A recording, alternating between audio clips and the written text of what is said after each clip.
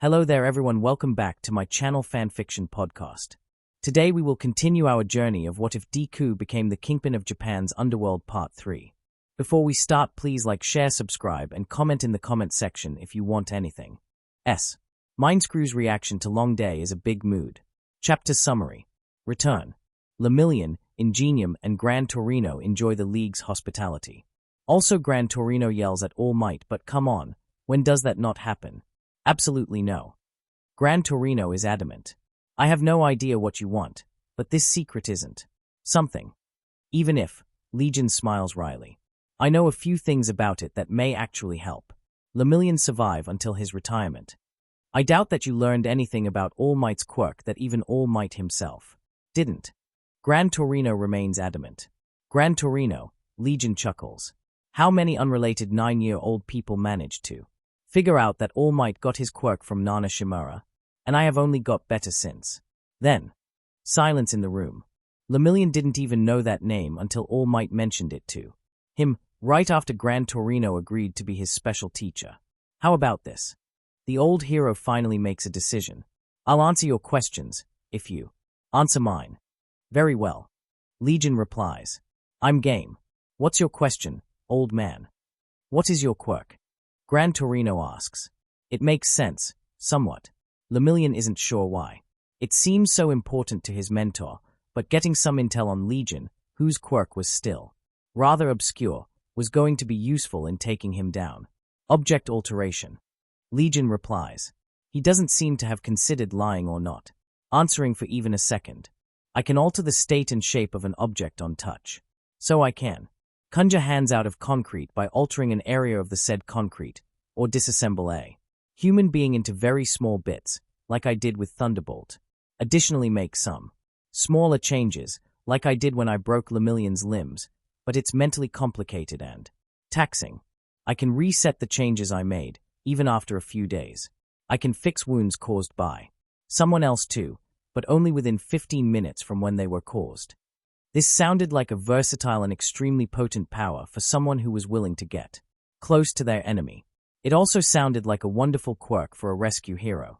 Legion could easily disassemble parts of the collapsed building, and then heal whoever was wounded for as long as he arrived quickly enough. So, my turn. Legion asks while Gran Torino swallows the answer. How many past holders of this power did you manage to track before Nana? Gran Torino answers. Only one. En. He was a rather secretive individual. Ah, I see. Legion pauses. You suck in information gathering and analysis, you know? I found 2 of his predecessors. Who? Gran Torino replies, his eyes widened. I'll consider that to be your question for this round, and answer. Legion replies calmly. En. Got the quirk from Daigoro Banjo, the Black Whip hero.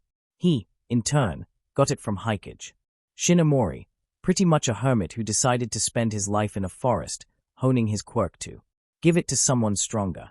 He was way more secretive than En, and I failed to find anyone in the line beyond him, though I suspect that there were a lot more. And now, my question. Is that quirk somehow connected to the quirk thief urban legend?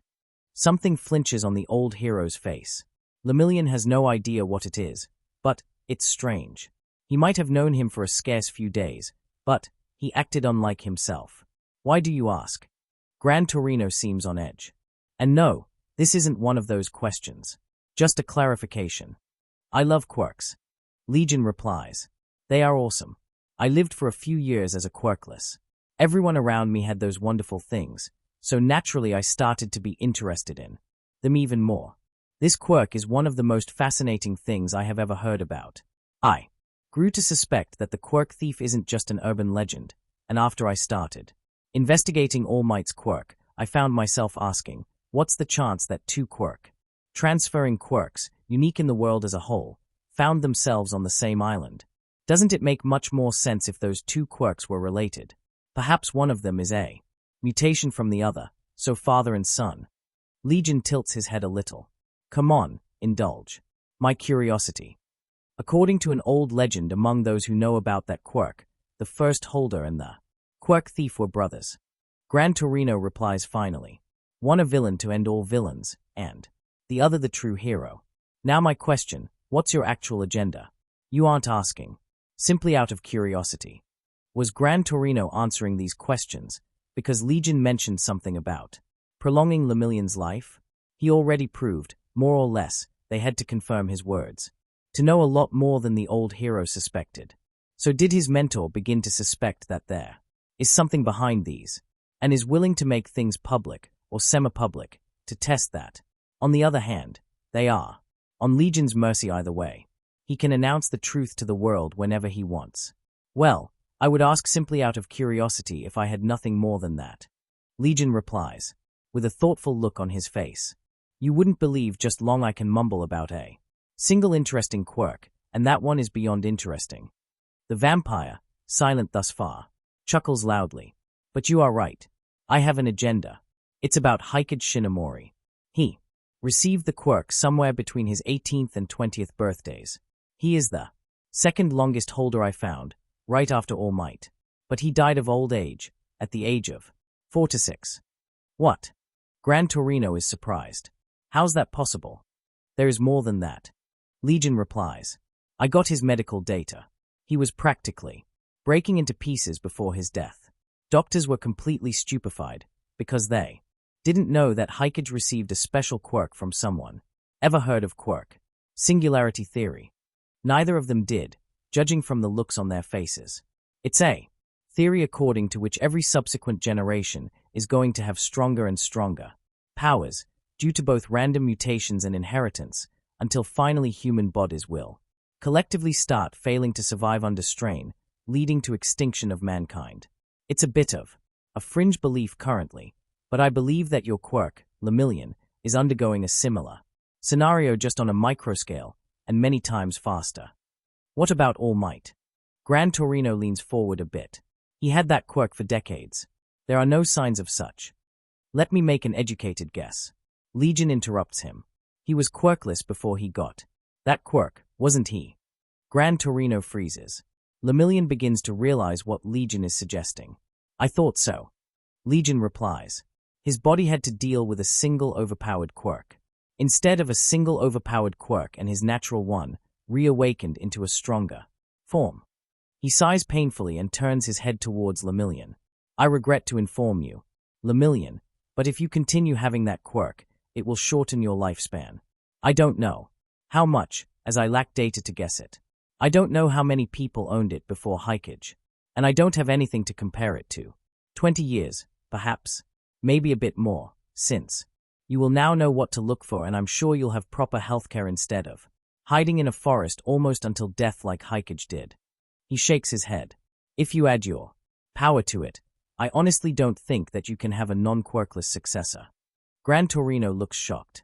Lemillion makes a decision. I took my hero name to signify that I wish to save at least 1 million people during my lifetime. He replies confidently. If I have less years to live, I'll simply have to try harder to make it in time. Stain chuckles in the background. Something in his face looks proud. Lemillion doesn't know what to think about it. Gran Torino is as amazed as he is proud. Great. Legion beams. Lemillion is even more confused. Did he somehow forget that he is a captive of actual villains? How did things get so friendly? That's exactly the type of heroes we need if we want to clean up this country. Someone willing to risk their own lives for others, and considering saving people the reward in itself. It's probably a bad moment, but I'm going to have to ask you for an autograph. Lemillion didn't expect the villain that captured him to ask for his autograph. Then again, unless Legion was lying to them ever since the start of the talk, it was nothing like what he imagined. Less capture and more like surprise quirk counseling. Although he was looking to go back home, and he really hoped that there was nothing bad in store for them before that happens. Too bad, Ida suddenly speaks, that you didn't think the same thing about my brother. His gaze is hateful and locked on Stain. Gran Torino is about to intervene, but Stain is first. I didn't kill your brother. Hero Killer replies from his edge of the room. You are lying. Second Ingenium naturally doesn't believe. In all honesty, neither does Lemillion. I tried to commit murder of the number 2 hero in front of the cameras. Stain replied, calmly. What would I get from denying responsibility for one of my earlier kills? Shorter. Sentence. I'm getting a lifetime in Tartarus, no matter what, if I'm caught. Few seconds of silence. So I'll say it again. I didn't kill Ingenium. I didn't have any of my helpers to kill him. The League of Villains didn't kill him either. And if I saw him getting attacked during my hunts, I'd move in to save him. He was true hero, unlike most of the fakes I had to deal with in Hosu. And I'll add, Legion intervenes, that if you want evidence or to be pointed towards the true killers of your brother, you should ask your homeroom teacher. He and Nedzu know more about the case than they are willing to admit publicly. But I'll leave the explanation to them. Tenya stares at him with a mix of hostility and questions. In the meantime, now that we've finished our emergency quirk counseling session, it's time to talk about your future. Lemillion hopes it's going to be something, like, not horrifyingly bad. He had one terrifying reveal and he thinks that he had enough. I don't need hostages, Legion announces, and I can't reasonably hope to recruit any of you. Blackmail would also ruin my newly achieved image of a noble freedom fighter. So, would murder or maiming, by the way. So, the League's plan for dealing with you is to keep you around for a day or two, and then warp you out next to UA or some other public place like that. The media say I'm dead and you were tortured or murdered by Mr. Edgy over there. Stain growls slightly. And I'm going to use you to prove that both claims were false. But to avoid worrying your mentors and perhaps families, I'm going to inform UA in advance of your status. Any questions? They didn't.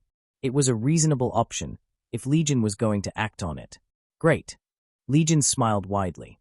Also, I had Gremlin modify your prisoner collars so you can now go to the toilet and even here, to the bar/living room, on your own. Nothing particularly secret there, and I don't want anyone to claim I mistreated you. This was certainly the weirdest kidnapping Lemillion ever heard about. ******. Eraserhead is watching the news when the phone rings. He tears his eyes off the screen. Miruko and Gang Orca together with a lot of mutant quirk heroes have repelled QLF assault on some Tokyo ward, although casualties were pretty much equal on both sides, and sees that it is an unknown number. What now? He picks it up. I know you didn't expect to hear from me anymore. An unfamiliar voice speaks. But the news about my demise was slightly exaggerated, Eraserhead. Another unfamiliar voice says. Eraserhead's eyes widen in shock. Legion. It was true. He didn't expect to see or hear from the supervillain ever again. The wounds he saw on the TV were most certainly lethal. Yes, it's me. The supervillain replies. Sorry that it took me so long, but I was unconscious for the past 4 days, and nobody but me knew how to contact you. My mistake. Eraserhead doesn't know if he is happy or not about Legion's resurrection. Sure, the kid just dealt the greatest PR blow to the HPSC in history, but he was also a serious problem child too. Aizawa. Worse than his actual students, somehow. What about your captives? The hero asks calmly. That takes priority over everything else. No worries. Legion replies.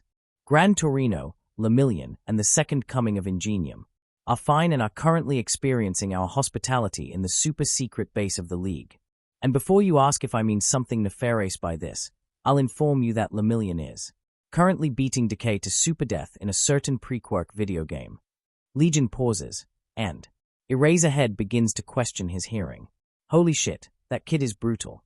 He is making my best friend hemorrhage his souls and humanity like crazy, and I love every second of it. Eraserhead has no idea what Legion means, but he is absolutely certain that Nedzu isn't paying him enough to ask. We're going to warp them somewhere near UA in a day or two. Legion continues. Since I'm already a pain in the government's ass, I can as well stick a needle in a painful place of all the newspapers and TV programs that claim that I'm dead and so are 2 heroes and a hero school trainee. Tell Sir Night Eye and All Might that their secret love child and probably the most common monster in All Might's nightmares will be back soon. And so will your student. Eraserhead wants a coffee. Or a cat. The headache is going to get worse. He can feel that. Clearly. Second Ingenium is moping in the corner a bit. Legion adds after a few seconds and a click of a tongue. Stain told him that he didn't kill his brother without mentioning any secret stuff. I think he doesn't want to taint Tenya Ida's idealism with nasty things like this. mentioned that if he wants to get an additional opinion about the killing, he should contact you. Don't tell him about who did, because the last thing we want is him going for revenge. Again. But please Dio mention that it wasn't Stain, alright? I think he is actually kinda hurt by the accusations. Counseling my students for me. Eraserhead sighs. He doesn't mention counseling serial killers. It's really not his department. Can't you just make a false identity and get a job in the UA? You seem to have an awful lot of competence on the field. You don't know half of it. Legion laughs. Also, the friend in QLF likes Eclipse less and less. Villain adds after a second or two. Hopefully this will lead us all somewhere. Well, I need to salvage what's left of my best friend before he decays the controller in fury or something. See you later, Eraserhead. *****. Eraserhead relayed Legion's words to Nedzu, All Might and Sir Night-Eye. They wanted to believe him, but they couldn't. It was much more likely for it to be a copycat or someone else from the League, now working for Stain, no doubt. The underground hero wasn't even surprised when Tenya Ida, Mirio Tagata, and an old pro hero, who was cursing like a drunken sailor, appeared in the UA 3 days later. The police quickly rolled, vultures naturally followed, and Detective Tsukochi asked them questions about their captivity. Then they were all released. And, perhaps unsurprisingly, Gran Torino and Mirio Tagata were rushed to the principal's office. Eraserhead didn't care. He had a talk scheduled with a student of his about trying to take revenge and the death of his brother. *****. We have to make a serious talk, Toshinori. Gran Torino glared at All Might, who visibly deflated even beyond his normal level of deflation. Right now. Before that, I have a quick question. Nedzu intervenes before Torino starts. They met a few times during their joint war against the All for One, and he did technically work for Nedzu for a year, but the less is said about it the better, and he knows the risks. It's about Legion. Yes. Gran Torino replies. He is alive, and apparently made a full recovery somehow. Don't ask me how, he didn't confess stuff like that to me. He growls slightly. Throw all the personal analysis you made on him, Nedzu, through the window. He is leading the League. Not Stain. Hell, I saw him pretty much telling Stain to shut up and let him talk, and Stain shut up as ordered. Oh dear. Nedzu is surprised. How did he manage to tame the hero killer? Don't ask me. Gran Torino replies with anger. When he woke up after the healing, he let us cruise around a part of the hideout, but we didn't see much and they were doing their best to make us not see anything potentially compromising. I can walk around quietly, so I did. Overhear a talk or two. But nothing I heard suggested that it was a setup or something. Stain is now Legion's favored blade, nothing more. Darby and that Gekkaman actually referred to Legion as their boss in private. And that's not the fucking worst. Gran Torino sighs loudly. What's the worst then? So Night-Eye asks. The absolute fucking humiliation. Gran Torino exclaims. He knows about One for All. Mirai. Well, yeah. All Might tries to reply. He figured out the time limit thing before the USJ. And Gran Torino slams his hand on the desk and All Might almost jumps through the window in terror. Not that Toshinori. Gran Torino is only getting more furious. He knows that your quirk is inheritable. He knows that you got it from Nana, and he knows that Mirio has it now. Almost all eyes in the room widen in shock. He figured that your quirk is transferable when he was 9 fucking years old. What's the point of our secrecy when a kid figures it all out? And now the entire League of Villains knows it too. Sir Night-Eye is practically white. All Might is, in the meantime, getting only more and more terrified. And that's still not the worst. Gran Torino continues his tirade. I've spent the majority of the last 2 days in a room changed into a shrine to former holders of the One for All, with Legion narrating to me all the things about this power that we missed over the years, and how he connected all the dots. That goddamn kid actually found the 2 holders before En. He did what? Sir Night-Eye's shock is turning into something. Gran Torino doesn't even know how to name the look on his face anymore. Daigoro Banjo, the Black Whip hero. Gran Torino replies. And before him, Hikage. Shinomori, some goddamn hermit living in the woods. And guess what? That's still not the worst thing I have to say. And then he describes the Legion's hypothesis about the presence of previous quirks in one. For all holders causing a strain on the body, resulting in Hikage Shinomori's body practically breaking, in a literal meaning, and the hero dying of old age a few years before All Might's current age. Gran Torino saw copies of Hikage Shinomori's medical data. Legion had them. Of course he had them. And Gran Torino is enough of an investigator to recognize falsehoods. Those files didn't appear false. Mirio, Sir Night Eye says when Gran Torino ends. It's all right. Lemillion replies.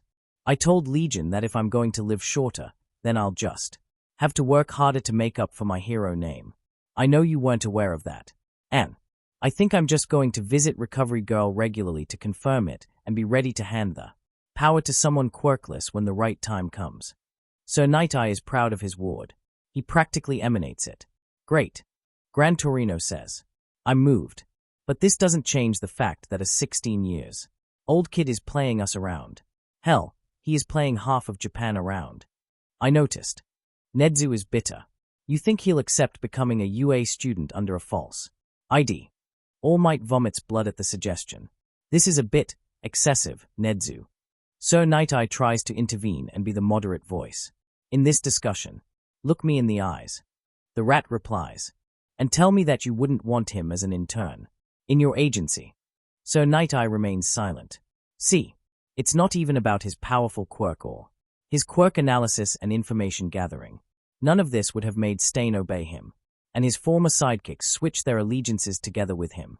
Stain wouldn't accept anyone who wasn't entirely dedicated to a personal creed and lacked charisma to back it up. The more I get to see Legion's handiwork, the more I feel like I'm seeing significantly less malevolent All for One. Nedzu shared their hatred towards the man, but also their deep respect for All for One's strength and skills. Comparing someone to him not in the morals department was the rat's highest form of praise. More than that, Gran Torino replies, and eyes turn towards him. Listen, I spent a lot of time seeing All for One's goons. League is anything but similar to them. Fear, malevolence, threatening aura. Absolutely no. The Stain's sidekicks aren't fully integrated, but the old members, bah, they act like a bunch of normal teenagers who like to hang out at the same place. You wouldn't be able to tell that Legion is any way distinct from the rest, unless it's time for the business. They play computer games or watch films together. Legion is cuddling with his girlfriend Vampire. They make jokes about what's happening in the country, sometimes even make fun of Legion himself, and then that green-haired menace decides that he is going to kill number 2 hero today, so everyone pulls out knives and villain outfits and goes to slay, burn, and maim at his orders, without thinking to question them. And he goes with them. So a natural leader. Nedzu replies, rather than an authoritarian boss. Gran Torino nods. Yes. The hero adds, forget about trying to drive a wedge between factions, provoke infighting or try to make someone defect. I observed them for 2 days, and I can attest that none of this is going to work. If anything, they'll probably see your attempts as a form of a joke and laugh about it while eating together and watching something on TV. But it doesn't mean that the League is without weaknesses. Oh. Nedzu and Sir Night Eye seem to be suddenly interested. The entire League hangs on Legion. Gran Torino says, we spent 4 days in the cell after Lemillion knocked him out, because literally nobody knew what to do about us without Legion to tell them what's the next step of his grand strategy. Stain apparently hounded around his bed almost constantly, and the rest was mostly moping around their rooms. If the League is a solar system, then Legion is the sun that's keeping it all together and is a centerpiece of the entire structure. Take Legion out, and the League will vanish instantly. Isn't it the same with the QLF or the MLA? All Might tries to interject. Gran Torino seems like he is about to hit his old student again. No, if you take out Eclipse or Redestro, you will deal their organizations a massive blow. The old hero replies.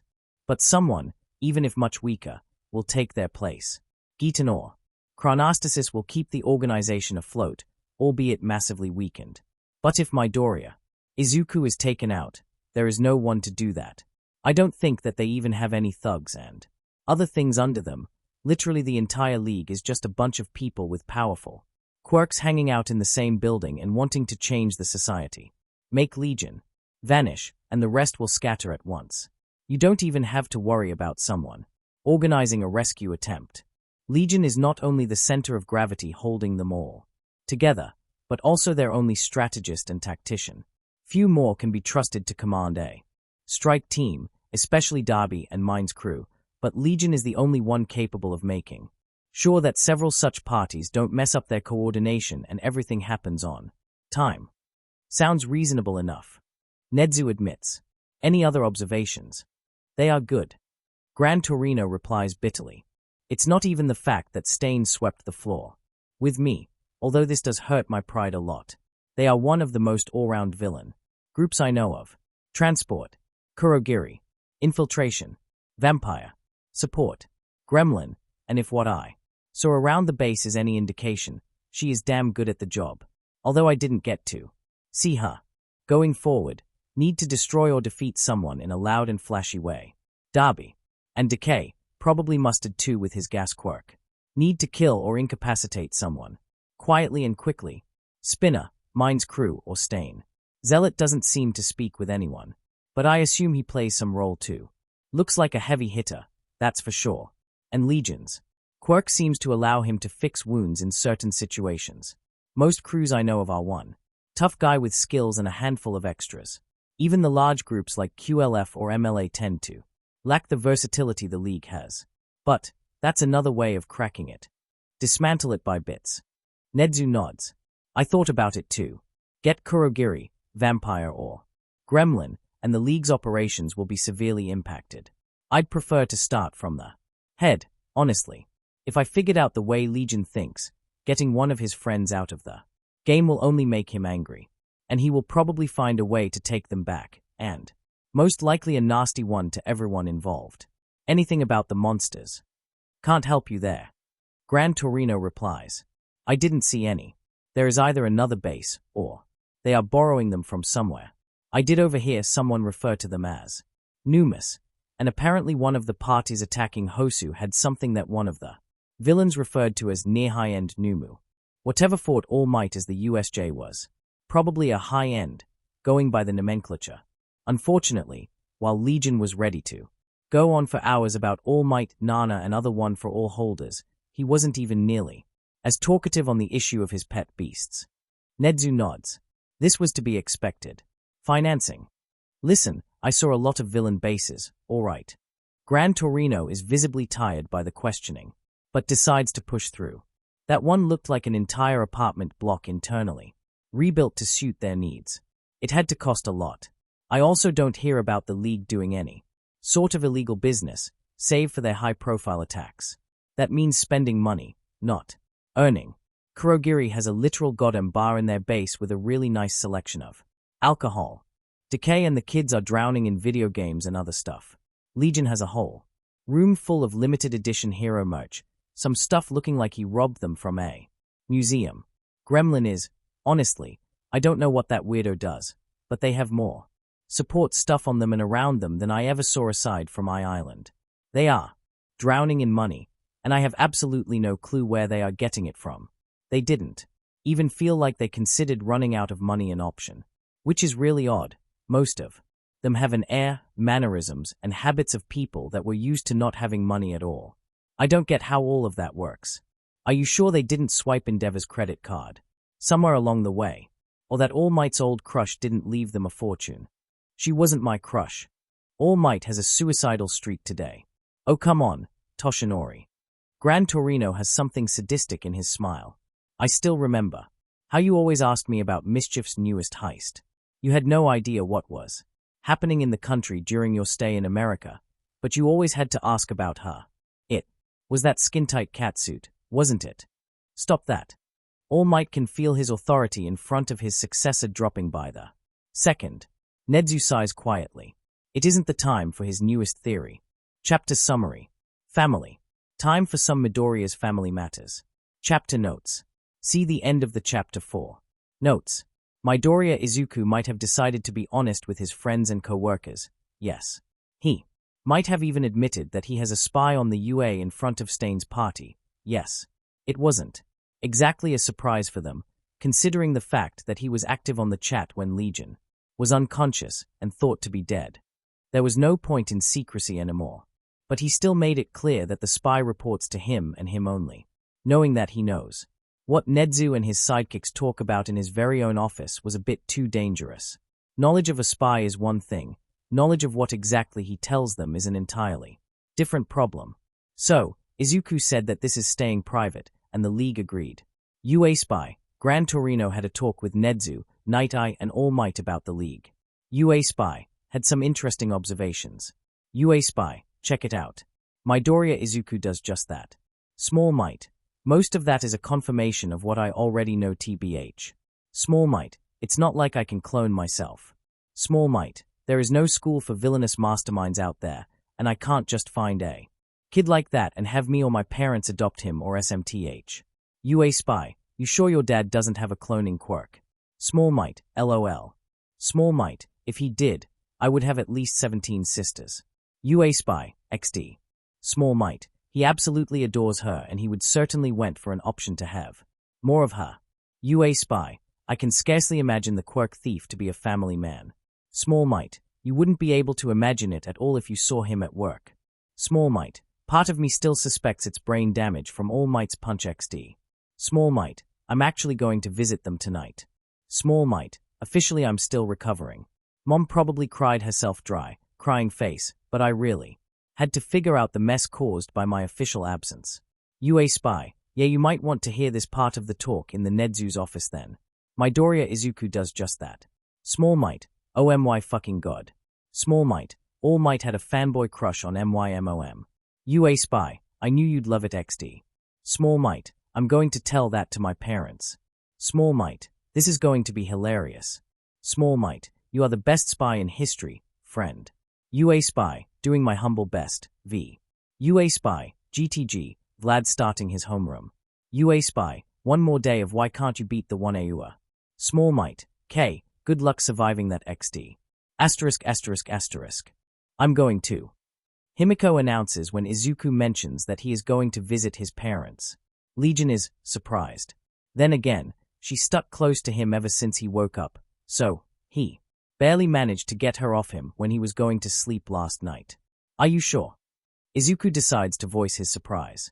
I'm not letting you out of my sight for more than 20 minutes until I'm reasonably certain that you aren't going to do something stupid without me. Himiko replies promptly. The look on her face is one of confidence. You had Kurogiri warp out everyone but you and Stain before confronting the heroes, and then told him to evacuate everyone else from the city. Instead of sending help to you. You are a dummy, and I'm going to have to beat some sense into you. Himi. Izuku feels slightly insulted and decides to respond. I did that because then you would all be in the base, ready to get warped to my position. You were just in reserve. Izu. She leans towards him, confidence replaced with slight irritation. You do realize we're could be in reserve but, like, next to you, instead of one warp away, in another city. Entirely. He tries to muster a response, but Himiko was yet to finish verbally beating her. Boyfriend. You had us warped out and had to confront a mini All Might on your own because you are a self-sacrificial and way too kind dummy who didn't want to lose anyone. So you ended up having literally everyone but yourself and Stain evacuated from the battlefield way too early. Himiko had several days to prepare for this lecture, and you almost died over it. So, until I'm reasonably certain that if heroes find this place you won't have us all warped only to fight them all alone like a self-sacrificial dummy you are, I'm staying next to you. And Papagiri agrees with me, so you can forget about him warping me away from you unless I say. Yes. Got it?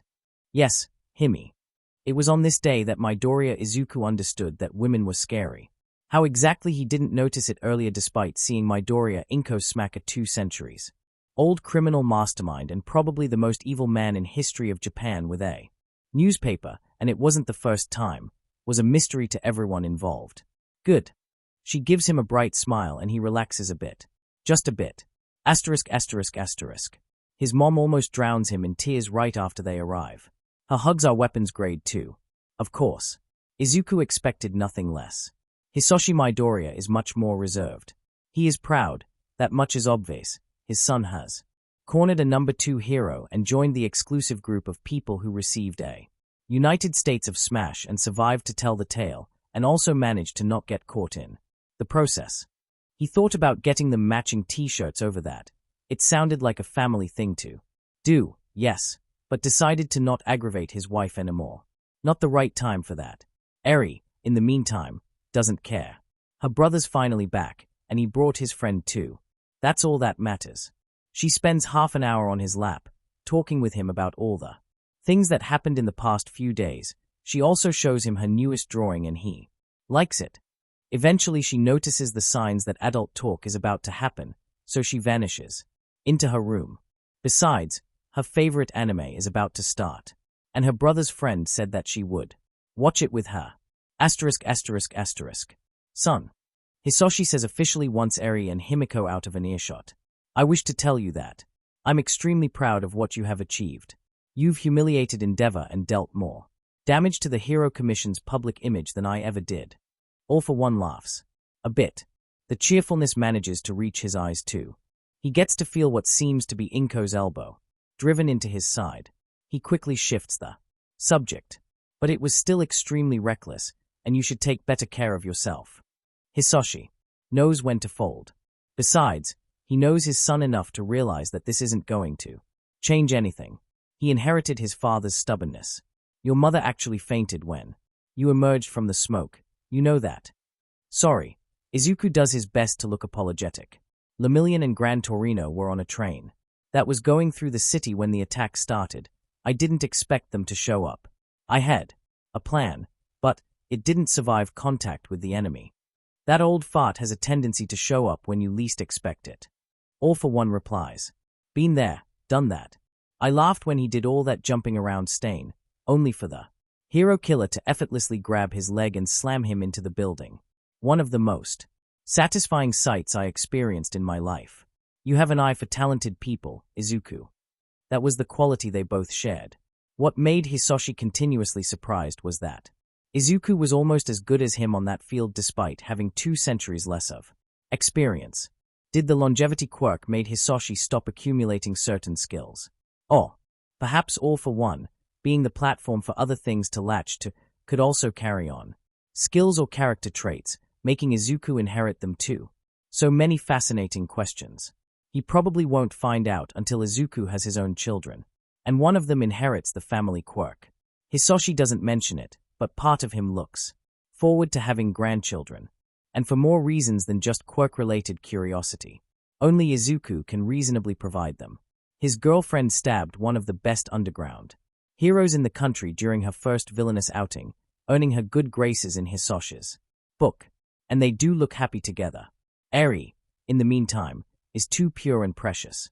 Hisoshi doesn't think there is anyone in Japan who could reasonably measure up to her and her father's expectations in that field. I learned from the best. Izuku replies sheepishly. 2 and almost a half-century-old heart warms up a bit. I know it's probably not the best moment to mention it. Inko decides to make an announcement. But me and you dad decided that Eri should meet some other people. So, we've got her enrolled in a school as Shigaraki Eri. Izuku recognizes his dad's old surname, one that only Midoriyas know about. Does she? He asks. Not yet. His mom replies. We were planning to tell her 2 days ago, but then the QLF situation started and we've decided to wait for you. Inko pauses for a second or two, before continuing. Hisoshi falsified her school records, so she's officially transferring from another school. We've also decided that making her a child of someone as wealthy as your dad would just make her a potential outsider and a target for kidnapping, so she's officially from a much more modest family. But the school is in a secure place, with a lot of heroes around, so it should be all right. But, she looks at her husband, who promptly takes the talk over. Well, first of all, we'll have to borrow Kurogiri to help with the logistics. Hisoshi says. Not enough to seriously interfere with League's operations, and if you'll be launching another attack, we can figure out an explanation for Eri's absence in school. Second of all, her quirk didn't act out in a while, but we can't risk it. Taking her quirk is going too far, so I'd like to officially ask the League's engineer to provide some, cute-looking accessory doubling as a quirk suppressor. He could barely mutter the word cute. Even after so much time. Izuku finds that adorable. Gremlin will be overjoyed to help. Izuku replies, "What else? Because there is something else, right?" "Yes, there is." Hisoshi knows this might turn out to be a problem, but there is no other option. "I'll be frank with you, son. If someone endangers Eri, I'm throwing our agreement through the window. I'll do my utmost to remain unrecognized, yes. If it fails, I'll do my best to make our ties remain a secret, to not endanger you and the League of Villains. But if there will be no other option," he pauses and lets the unspoken words float around them. "Fine." Izuku wants to give his sister a chance for more friends, but not at all costs. "Promise me one thing, though. Kill only when she is in actual danger, and All Might being within 10 square miles of her last known position is not a sign that you can now murder him in front of cameras or something." Hisoshi is slightly insulted. He isn't planning to fight All Might anymore. He actually enjoys seeing his nemesis beat up villains on the TV, because he knows that each fight gets him closer and closer to turning back into quirklessness. He might pop up in the hospital right before All Might dies of old age. He can see that scene in his mind. Yagi Toshinori thinking he can now pass away contently, having avenged his mentor and saved Japan, only to see All for One back to full strength through a window, or even in his room. Too late to change anything, but just in time to die in mental and emotional anguish. Seeing Endeavor broken under the Derby's words gave All for One some fresh outlook on the concept of revenge. And he has time, all the time in the world. "I see no problem with that."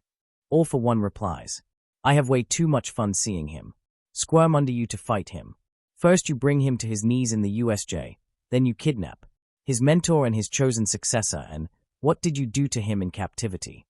We played video games together. I also gave him emergency quirk counseling." Izuku replies, "You told me about the earlier holders, so I mentioned the double quirk strain thing to Lemillion and listed 2 more past holders than All Might and Sir Night I managed to find, and mentioned how I figured this all out when I was 9 years old." Hisoshi is confused. Izuku laughs. Gran Torino almost threw All Might and Sir Night Eye through the window of Nedzu's office for hiding things so well that a 9-year-old kid figured out more than they ever did. It was hilarious. All for One can imagine the scene. Against himself, he laughs. When he started teaching his son to be his successor, he sincerely hoped that he would embrace the true villainy like his father did. Izuku quickly proved him wrong, but if Hisoshi was to be honest with himself, there was something wildly entertaining in watching Legion play All Might and his infuriating extras like that. He is also proud. Izuku is 16, well, close to 17 now, years old. Lemillion, that Tintin-esque copy of Toshinori, was way more powerful when it comes to combat and was personally trained by Night Eye. No slouch in the brains department, unlike All Might. Despite that, his son kidnapped him and that damn Gran Torino and then let them go, just to publicly shame them. Even without trying to steal one for all, it is an achievement. All for One is lucid enough to be aware that he himself would have struggled to achieve it. Gran Torino was notoriously paranoid and sneaky. Then he notices something. "Wait, how do you know what happened in Nedzu's office?" Izuku's face is so perfectly innocent that it screams the word guilty. "You didn't. Did you know that when Nedzu is particularly happy, he hides in his offices and sings?" Izuku replies with the face of an angel. Russian shanties, oddly enough.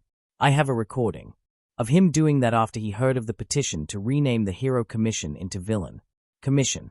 Really painful to listen to. Hisoshi Midoriya stares at his son, and for the first time in a while he doesn't know what to say. His son infiltrated the UA deeply enough to wiretap the rat's office. If All for One managed to do it, All Might would have never managed to corner him. How? He wants to know. He needs to know. Izuku gathers his thoughts for an answer. One of the League members with an appropriate quirk just, joined the UA as a student. All I did was to help him train, said quirk, and clean up his police records. It was beautifully simple, if slightly time-consuming and reliant on having someone with appropriate quirk while being of an appropriate age and necessary acting skills. But he was the man who could just give someone the right quirk. Why didn't he even think about doing It like that for years. He tried planting bought heroes as teachers, he tried to make villains. Infiltrate it and plant surveillance items. But he isn't going to admit it. But when he originally told Izuku that he supports his different outlook on villainy because the new times require a new perspective, he lied. He expected his son to fail at some point, or the heroes to push him into committing more and more necessary evils to survive, until he would finally come around to all for one's teachings. But instead Izuku has begun to achieve things that his father dreamt of, in ways that just never occurred to him as possible. His family would never know. But it was on that day that All for One had actually decided to retire. Until that very talk he considered this a temporary leave, something to stave his perpetual boredom. The fact that he genuinely enjoyed the family life helped greatly, before returning to his role as the Shadow Emperor, preferably with his son at his side. Rebuilding it all from the scratch would have been an interesting change of pace. But now he realized that he actually was too old for the job, and that he was right when he said that it was time for a new generation with a different outlook on things to take over. His son might not be an emperor of the underworld and king of all villains, controlling everything from the shadows. He, in fact, seems to be thriving on chaos, mischief, and public stunts, albeit ones that have heroes dying. But a villain is a villain. That's good enough for All for One. He couldn't tolerate his son becoming a hero. He is okay with his daughter becoming one. He can't picture himself saying no to her. But if he wants to save people as a villain, then Hisoshi is reasonably alright with it. Oh, and here comes the funniest thing I ever heard. Izuku is unaware of his father's internal revolution. All Might, wait for it, had a crush on Mom when she was mischief. Come again. Hisoshi thinks that he misheard. His wife just stares at her son in shock. Gran Torino teased him over it. Izuku says with a wry smile. Apparently when he was in the US, he was super focused on his work there and wasn't really up to date with events in Japan. But he always asked Gran about Mischief's newest heist. Gran talked about it in one of the recordings. Izuku laughs. Said it was all about that skin-tight catsuit. The family joins the laughter. Somewhere in Japan, a hero suddenly vomits blood. Asterisk, asterisk, asterisk. Himiko Toga agrees with the Midoriyas about the absolute preciousness of Eri. She can scarcely believe that the girl that went through things as horrible as she did can still smile so brightly and innocently. It's as if she wanted to make the world a better place, one uplifted heart at a time, to make up for what happened to her. Equals. She is almost too bright for a hardened villain like Himiko. She is an A-rank villain after the Commission figured out that she can transform into people and act well enough to fool a veteran hero like Endeavor. Despite that, she is now smiling brightly while a little girl prances around her, telling her in secret that she wants to be a hero when she grows up to save people like her brother saved her, showing her all the things about her room, letting her pet her dog. It was weird, she still remembered him fighting All Might almost to a standstill. Himiko begins to suspect that Midoriyas keep Eri blissfully unaware of their villainous activities because then she would ask them to stop being villains and they would have absolutely no other option than to agree. That was some nuclear weapons-grade adorableness. Is being cute a quirk? That would explain a lot. Eventually they rejoin the rest of the Midoriya family and spend a very nice evening together. Inko is already treating Himiko as pretty much a part of the family. The young villainess has bad memories associated with the term family, but she thinks that it's time to change that. Izuku and Hisoshi's joint attempts to hide embarrassing photos from the house turn out to be for naught. Inko is a master thief, close to the level of Mr. Compress. They didn't even notice the missing books. Seeing Izuku blush furiously when his own mother outmaneuvered him made Himiko laugh.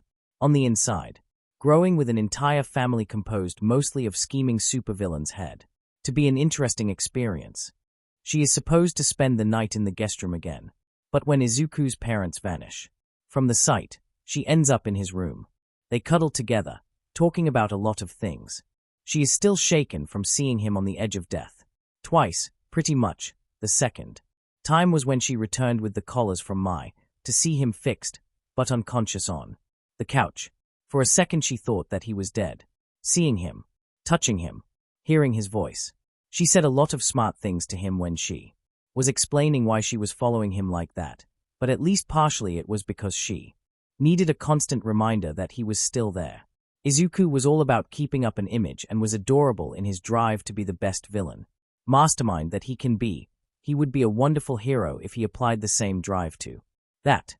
But he was just as shaken by his brush with death as she was. When they were alone, he stopped acting. They talked about a lot of things. She never made it to the guest room that night. She sneaked there in the morning. His parents didn't say a thing, but she saw enough wry smiles that morning to know that they knew. *****. Satan 2. I wish to announce that I survived. Dr. Evil, good. Overhauls quirk. Satan 2, yes. Just in time. Satan 2, I'm starting to understand how Sensei lost to All Might if even a kid like Lemillion can pack this much of a punch. Dr. Evil, he didn't lose. Satan 2, Sensei died. All Might survived with grisly wounds. All things considered, it was almost Pyrrhic victory of All Might, but a victory nonetheless. Dr. Evil, I dare to disagree, but whatever suits your ideology. Satan 2, you are unusually negative today, good doctor. Dr. Evil, you had one for all hold a captive, and you let him out. Dr. Evil, disgrace. Satan 2, yes, I did let him out. Satan 2, because. Satan 2, 1. I had no guarantee that I could overpower him and steal his quirk. Satan 2, Sensei tried that with En alone twice, and it didn't work. Do you think I'm his equal? Satan 2, 2. If I killed him, All Might and Night Eye would have made destroying me there. Life's work, and League isn't ready for that. They take me for a friendly type of villain that can be an asset to UA. Satan 2, 3.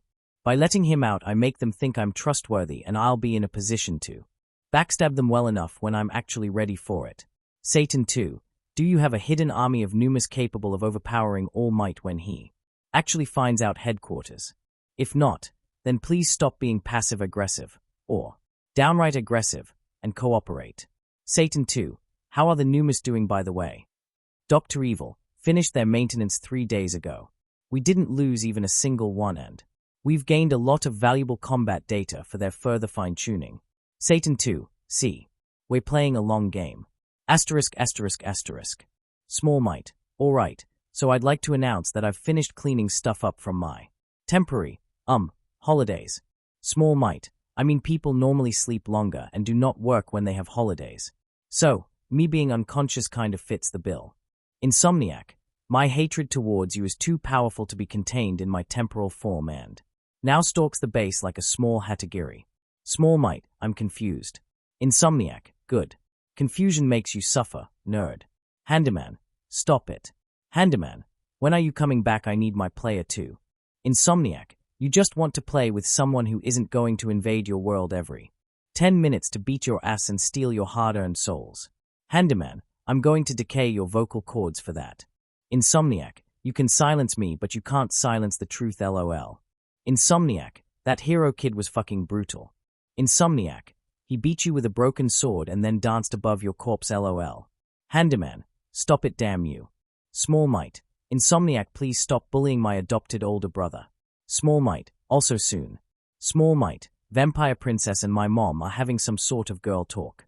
Small Might, Papajiri, will you help me hide if it's something scary? Cat Provider, I will not. Cat Provider, also I'm Kurogiri, not Papajiri. Small Might, okay Uncle Jirai. Cat Provider, Ua. Purge the fakes, a question. Purge the fakes. What do you normally do between murdering high-profile heroes? Purge the fakes. Fakes out there and I'm here, wasting time. Small Might, well, normally we wait for a perfect occasion to strike against someone. Gathering intel, chilling down in the base and so on. But I agree that this time it should be different. Small Might, we are a bit too high-profile ourselves now, and I need to make the world understand a bit more than we're back in the game properly. Small Might, fucking QLF stealing the spotlight. Handyman, Eclipse is a kill stealer and we should destroy her for it. Small Might, working on it.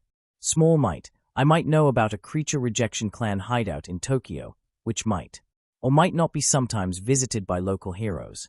Small Might, 2 of them, in fact. Doesn't feel like they are undercover.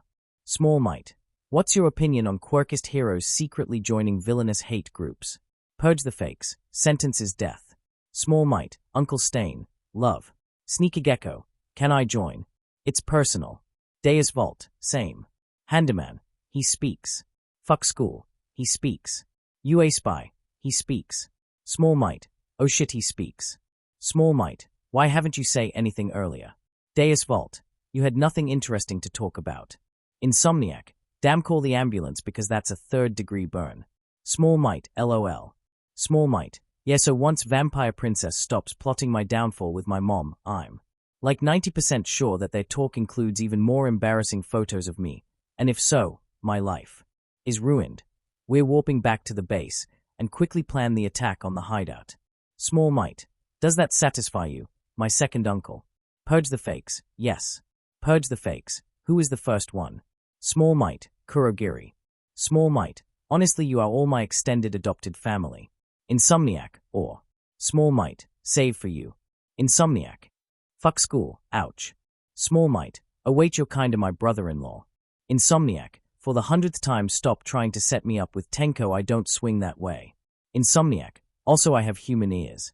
Small might. What? Handyman. Don't. Handyman. You. Handyman. Fucking. Insomniac. When he plays single-player RPGs with an option for that, he always romances cat. Or wolf or fucks girls. Handyman. Dare. Handyman. You are dead. Small might. Oh shit, that's a new one. Fuck school. Our surprised face. Small might. Are you going to settle down and be a responsible adult human being when I find you a girl like that? Small might. I mean, there have to be someone like that among the villains in Japan. Handyman. I hate you all. Chapter end notes. Whether sex was involved or whether it was just cuddling is something that will be answered later in the story, tongue sticking out.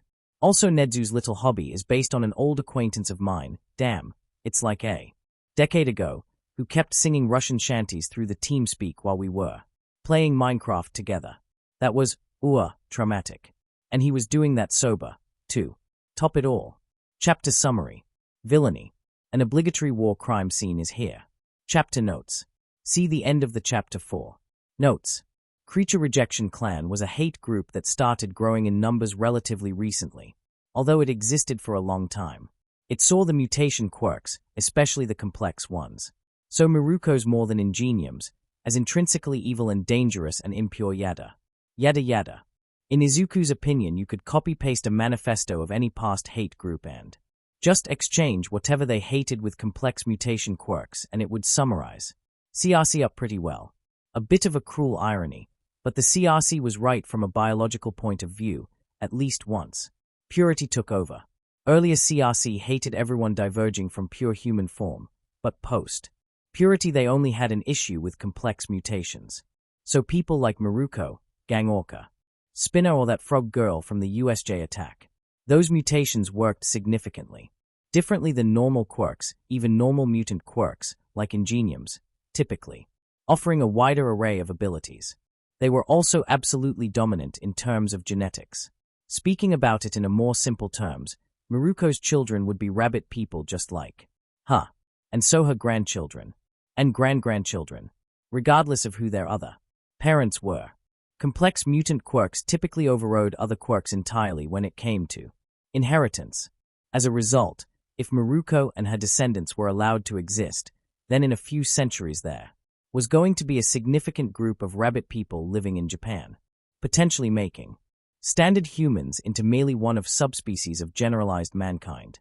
So yes, from the biological point of view, the existence of such quirks was a danger to humanity as it was understood presently.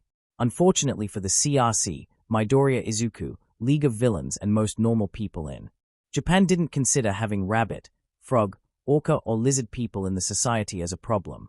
At least until they joined the mirror opposite of the CRC, the Inhuman Supremacy Party.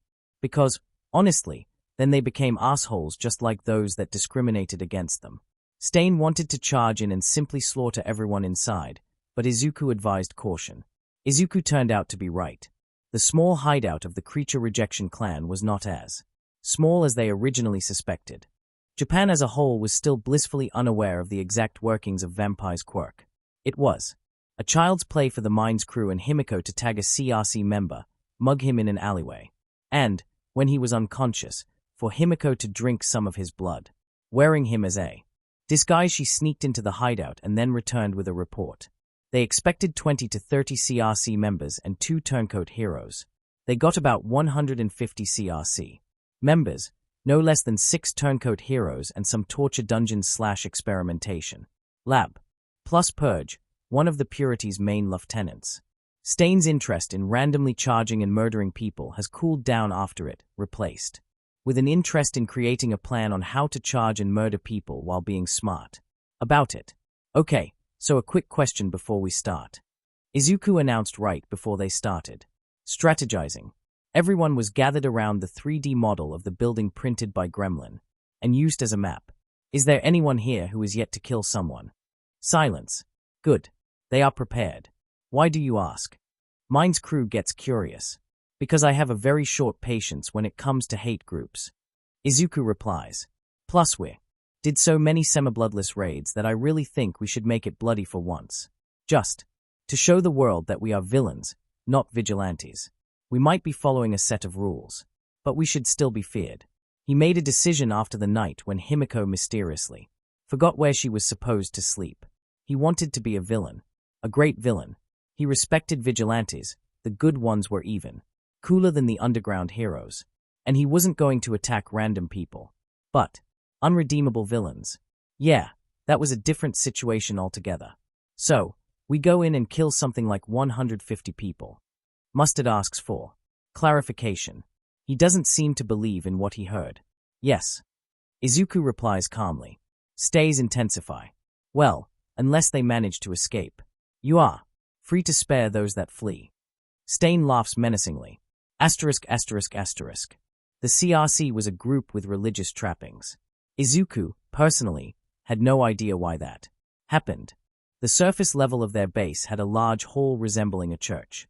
Many pews, candles, altar for some crazed preacher to mumble about how all inhumans were evil.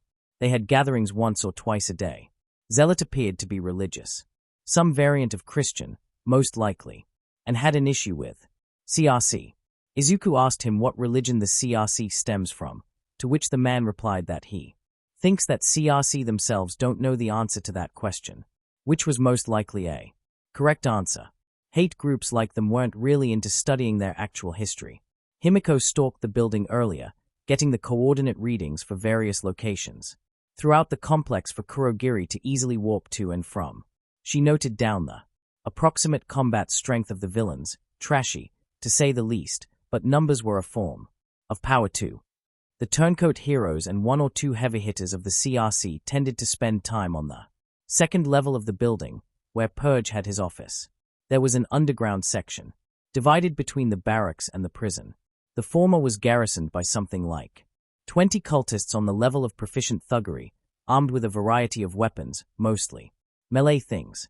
With all CRC members typically wearing various forms of body-covering robes, sneaking in was a child's play once you had someone spend 2 or 3 days in. Besides, Legion, Mustard and Decay only had to get to the main hall during one of those Christian mass parodies that CRC indulged in so often. So, ready to finally unleash your ulti? Legion asks his best friend. He can't see it, but he knows that Tenko is grinning maniacally under his robe, and a rather minimalistic gas mask, identical to the ones that Mustard and Legion carry. Tenko is like that. Hell yeah, player 2. He finally gets an answer. The 3 of them are standing right behind the sea of pews, filled to the brim with people who are very busy venerating their own acts of petty, or not so petty, hatred against the mutant quirk holders. Legion to all. Izuku switches to another channel. Phase 1 in 20 seconds. The CRC is going down hard. Chances that Phase 2 will be needed are minimal. Asterisk. 19 seconds later, Decay makes a step forward. Legion kneels and touches the floor. His quirk stretches to its limit. The pews and the altar are suddenly surrounded by thick stone walls. Decay is locked inside with close to 100 clan members. Or, to be exact, they are locked there with him. Mustard spreads his poisonous gas throughout the ground floor of the facility. It's going to take him a minute or 2 to get it thick enough to incapacitate people, but he has Legion to defend him. There are some stragglers here and there, but nobody capable of facing an SS rank villain. Decay pushes his quirk to the limit. The CRC members are still surprised by the appearance of the wall when he touches two nearest clanners with 5 fingers each. They scream. It's painless, but they are surprised and terrified when they see what's happening as his quirk decays them into dust. More scream when the effect spreads into the nearest cultists. And then more of them. Infectious Decay, his most powerful super move, kills 97 people within the next 3 minutes. Nobody gets close enough to attack him. Mustard's Gas kills a further 7, while Legion scores merely 3 kills. The traitor heroes are chatting happily together with 2 tougher-looking CRC regulars a level above. One of them is telling the others an amusing story of how he left a mutant quirk girl to die in a house fire, and how hilarious the shock and fear on her face when she realized that he isn't going to save her. They hear screams coming from downstairs. They grab their weapons and support items.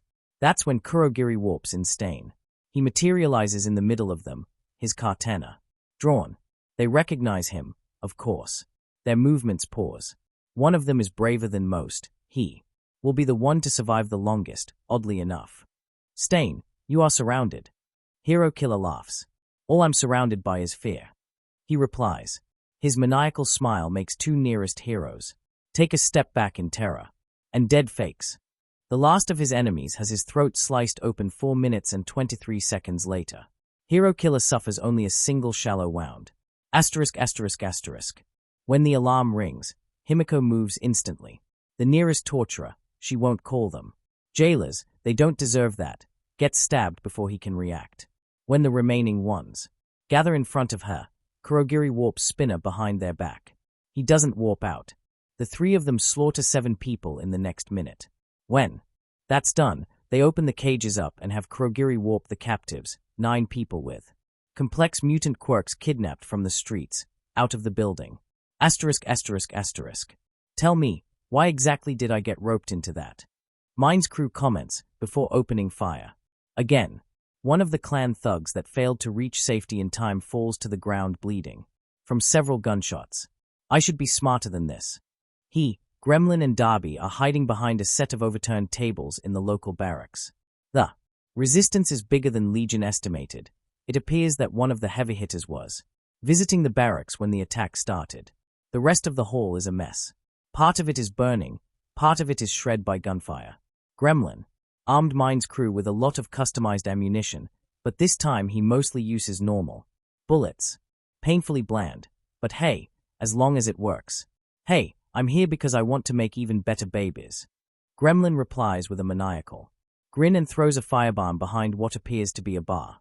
Judging from screams and a burning figure emerging from behind said bar, her throw was an accurate one. The alcohol burns well, and I love field testing them, so I think it's awesome. Darby stays silent, but he grins a bit, and that grin matches the one on Mindscrew's face, and keeps throwing blue fireballs at the CRC's giant that's approaching them, hidden behind 2 metal tower shields. He is followed by several thugs that survived the initial assault. His fire's scorching hot, but whatever the shield is made of, it held strong against it. Watch this, Darby. Mine's crew decides that it's time for a change in tactic. Hey, big guy, how much did the mutants pay your mother for a night? Is that still an option? Asking for a friend. What did you? The shield bearer freezes. Thugs behind him are confused. Mine's crew lets out a chuckle. Stop hiding behind your shields.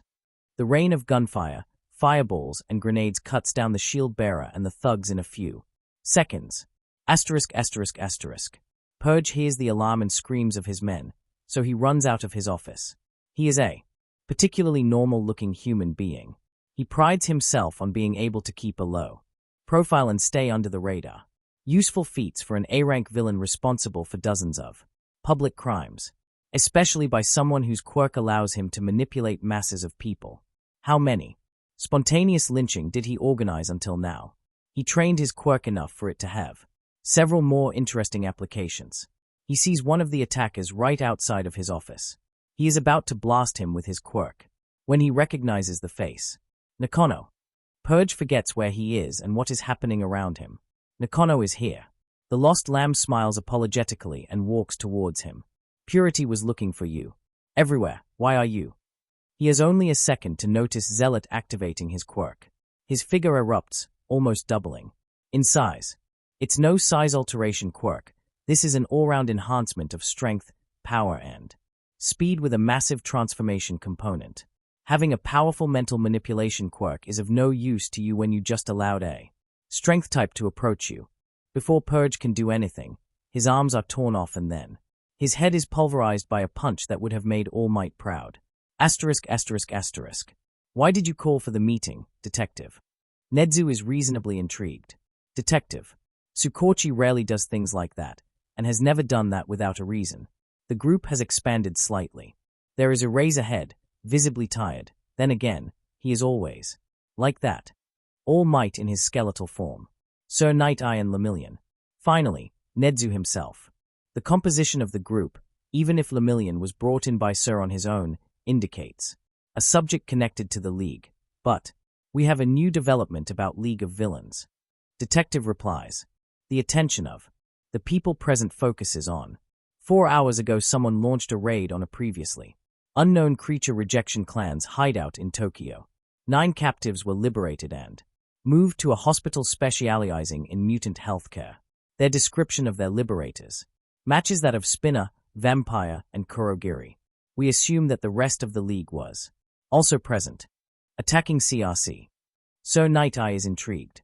He misses a certain part of the detective's mood, one that tells Nedzu that it's not the whole reason for his presence, an unexpected change in their modus operandi. I'm not exactly surprised. All Might adds. The League appears to see themselves as something akin to vigilantes, just ones ready to bring the war to the heroes if they aren't up to the standard. Besides, Legion has personal reasons to dislike the quirkist groups. Midoriya Izuku being the Legion is public knowledge at this point. Detective knows, but doesn't know that Nedzu and the rest knew before him. Detective, is there something you wish to say? Nedzu decides to skip directly to this part. The attack was brutal. Tsukochi says after a short silence. I believe that Legion decided to make a statement to remind the world that they are a league of villains, not vigilantes. That or he had to remind Stain that their methods align. He still didn't fully buy the revelation that Legion was the league's head, rather than Stain. Did someone die? Eraserhead asks. Nedzu thinks that he knows that the answer will be positive, though he also suspects that the number will be higher than the teacher thinks. We are still counting corpses. Detective finally says. Nedzu hears a short gasp somewhere. In the room. The League annihilated one of the largest CRC bases we've ever heard about. We currently estimate that they killed anywhere between 100 and 200 CRC members. Even in the age when QLF levels down cities, those numbers are shocking. The League doesn't have 1,000 soldiers behind them. The people in the room stare in silence. We believe that Purge, an A-rank villain and Purity's second in command, is among the casualties, but will require DNA identification for that. Detective continues.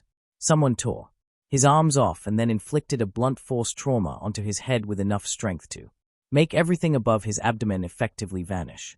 We found bodies of 6 heroes and 2 B-rank criminals on the same floor of the facility, their wounds indicating that Stain slew them. Officially, we're yet to explain why the heroes were there, but at least 2 of them were suspected of committing hate crimes at some point in their past. It's unofficial, but I believe that they were CRC members too. Another B-rank villain and 17 E and F rank villains were found dead in what we presume to be barracks. Cause of death was either burns, gunfire, or grenades, so we suspect that Darby, Mine's crew, and probably Gremlin fought there. The most troubling are events in the main hall of the facility. Detective pauses. He knows that he is technically spreading confidential information, but he is way past that level. They are heroes going after the League. If anyone should know that, it's them. We suspect that the League attacked the hideout during one of the CRC gatherings. Detective continues. Mustard filled the main hall with gas, and Legion disassembled a few clanists that tried to interrupt that. But the most casualties were caused by decay. When the attack happened, Legion trapped the majority of the gathered rank-and-file cultists with decay by using his quirk. The nature of decay's quirk makes it hard to count, but we estimate that he killed between 70 and 150 cultists with a 5-finger point quirk. Sir Night Eye is appalled.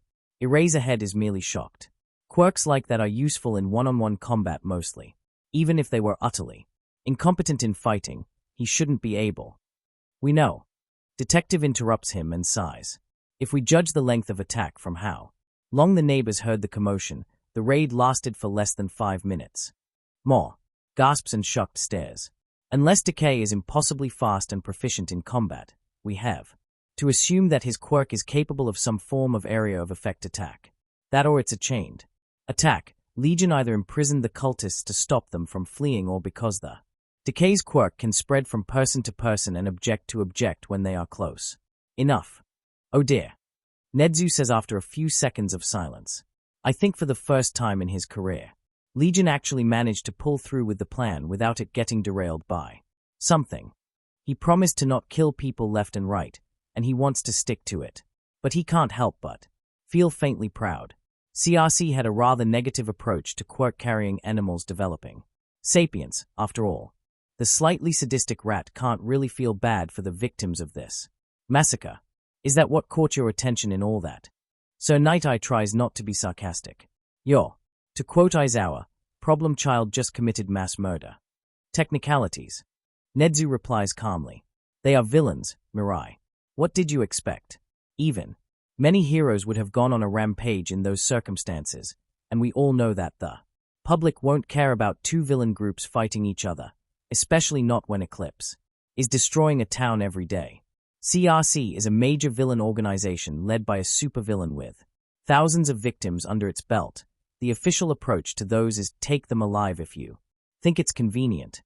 You think that Maruko and Gang Orca considered taking their enemies alive during their battle against QLF. Nedzu, All Might is pissed off. Eraserhead decides to intervene. Okay, stop that. The underground hero achieves his goal of stopping the brewing argument at the cost of becoming an object of attention. You were about to argue whether a villain group can legally murder another villain group. This is the height of irrationality. Could you please focus on something actually productive? Like trying to figure out why Legion did that, and how did he do that? Plus what's that entail for the future? Fair point, Aizawa.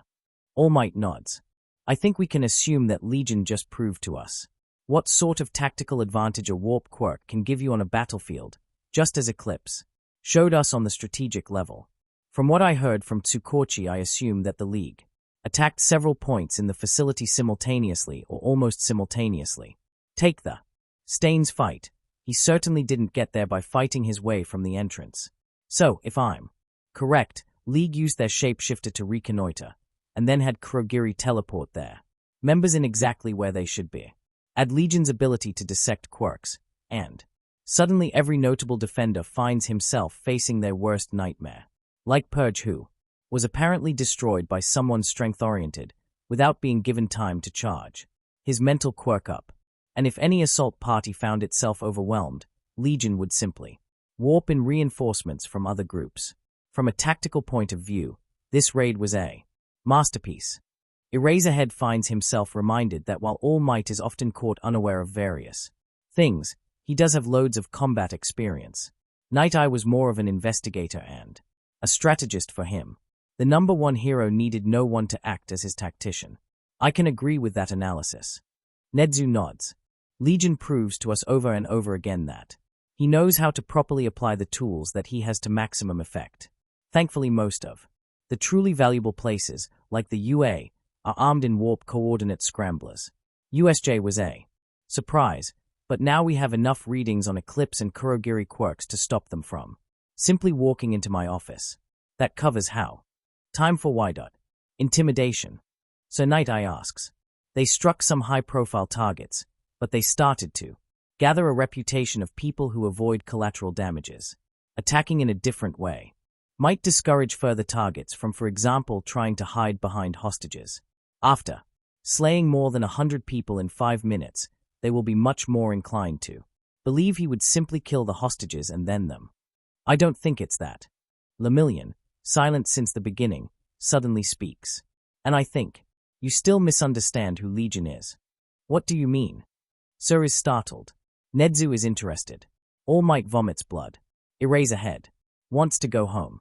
You see him as a villain who retains at least some morals and weird obsession for the true heroes, and think that his current operation was somehow unlike him. Lemillion replies, I spent only 2 days with him, but I think that I managed to get a glimpse on who he truly is. In a way, he and I are strikingly similar. What? Sir is startled even more. The rest are busy listening. Let me explain. Lemillion takes a deep breath. I dreamt of heroics for years, a long time, before I actually went to the UA. I'm not going to brag, but it was always my dream to save others, to become the greatest hero of them all. Not for fame, but simply because it meant that I saved a lot of people, and thus made the world a better place. I mean, even my hero name is a statement, a type of an oath that I want to save 1 million people before retirement. And I can't help but notice how similar Legion seemed to have been at some point. And how similar in a twisted way he still is. He pauses for a second, obviously struggling with finding correct words for what he is trying to describe. I'm trying to become a professional, official hero. Lemillion continues finally. This means getting shackled by law and regulations, but also becoming a symbol of what people should strive for. We all know how many UA students dream of being like All Might, after all. Underground heroes, like Eraserhead, are those who decided to avoid the popularity so that they can do sometimes questionable things without tainting the image of heroics but while still being able to work officially and alongside police. I know that I'm probably going to mess up my graduation chances, but I'm going to risk saying that the difference between the vigilante and underground hero is that the latter has a badge. But the logic behind their operations is similar. Eraserhead wasn't going to comment on that, but in the most butchered and simplified way. Lemillion was correct. Of course, this supposedly minor difference still meant a lot. Vigilantes tended to know less about the law, due to lack of proper training, often accidentally messed up police or hero investigations with their operations, and in general, tended to be enthusiastic and sometimes fully accidental amateurs. The professional vigilantes, like the ones from the Knuckle Dusters Vigilante Alliance, had many former heroes and former hero trainees in their midst, either tired of regulations or personally pissed off by the Hero Commission, and were generally speaking better organized. They also had many communication channels with underground heroes which tended to lessen the risk of vigilante accidentally taking out a hero informant and so on. At least in methodology there were many similarities, something that made Eraserhead occasionally irritated. Vigilantes shouldn't be needed to keep people safe. For now, they were. And then, Legion. Lemillion finally reaches the main subject. He has the same drive to make people's lives better. His character came from the same mold as mine and All Might's. But something, perhaps meeting overhaul, made him decide that even vigilantism is too limiting. So he unshackled himself entirely. Few seconds of pause. He kills people that he perceives as evil. If he did that as a hero or vigilante, he would stain those terms with blood. So instead he embraces the term villain with pride. After all, it's just villains killing other villains, at least to the general public. Eraserhead had to agree that this was an unusual take. But the more he thought about it, the more it made sense considering the Legion's activities. His mind goes back to the Vigilante Alliance trying to kill Stain due to his past as Stendhal and potential implications of hero killer being a former vigilante. Legion literally called his organization the League of Villains. Was there a better way to keep people thinking that you are a villain? And was there a better way of reminding the public of it after taking down some corrupt heroes than a mass murder? I'm not sure if he is aware of that logic himself, really. Lemillion continues, surprising. Eraserhead. He appears to be oddly proud of being a supervillain, in a similar way in which I would be proud from getting to the top 10 hero ranking. In a way, he feels like one of the scions of Stain. He doesn't peddle drugs, because for him that's pointless villainy. He is a villain that wants to change the society through an illegal use of quirks, and the change he strives for seems to be cleaning the country up. It makes even more sense if you consider him knowing about All Might's quirk weakening, since he knows what would happen if All Might vanished tomorrow. He began to dismantle the groups that could tear the country into pieces in his absence. The lecture is long enough that they somewhat get used to it. It takes them close to 10 seconds to figure out that Lemillion wasn't going to add anything more. It makes perfect sense. Nedzu is the first one to speak. He limited the collateral damage. When it came to attacks on Thunderbolt and Endeavor, because said damage in their cases would be either hero students or civilians.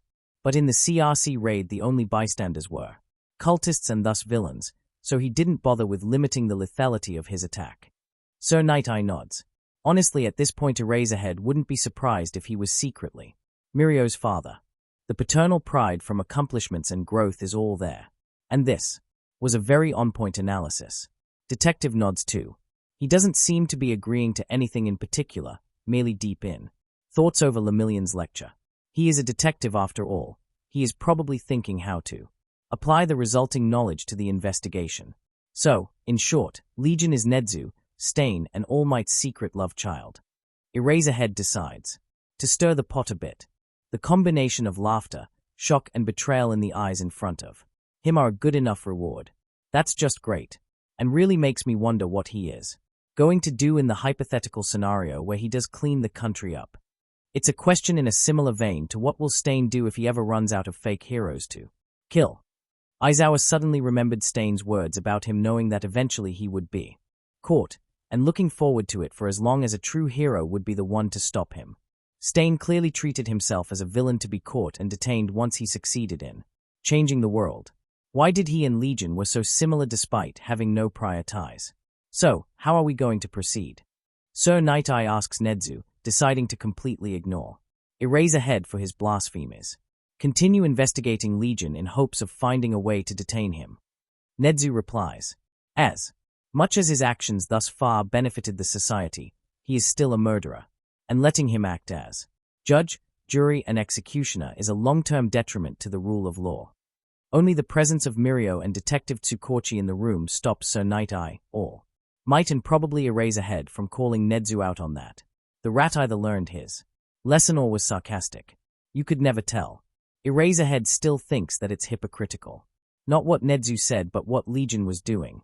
HPSC and Nedzu did the exact same thing as he did. Killed people for their own goals. And he was clearly calling them out on that. The only point where he was better than them was the fact that he, like Stain, at least had the decency of calling himself villain. If anything, he was probably more pissed off about Nedzu and the HPSC doing it despite being heroes than about them murdering people. Izuku Midoriya clearly liked heroes, or, to be exact, his over-idealized image of the profession, a tad too much. Enough to kill people to maintain it. Just like Stain. Besides, he was still a kid. Even if a smart one, it still means a certain degree of immaturity. He, and most of the League, were of the same age as Ejiro Kirishima, the kid that in Eraserhead's opinion was absolutely fixated on the concept of manliness and was ready to call about everything he respected as manly, even if it was a girl.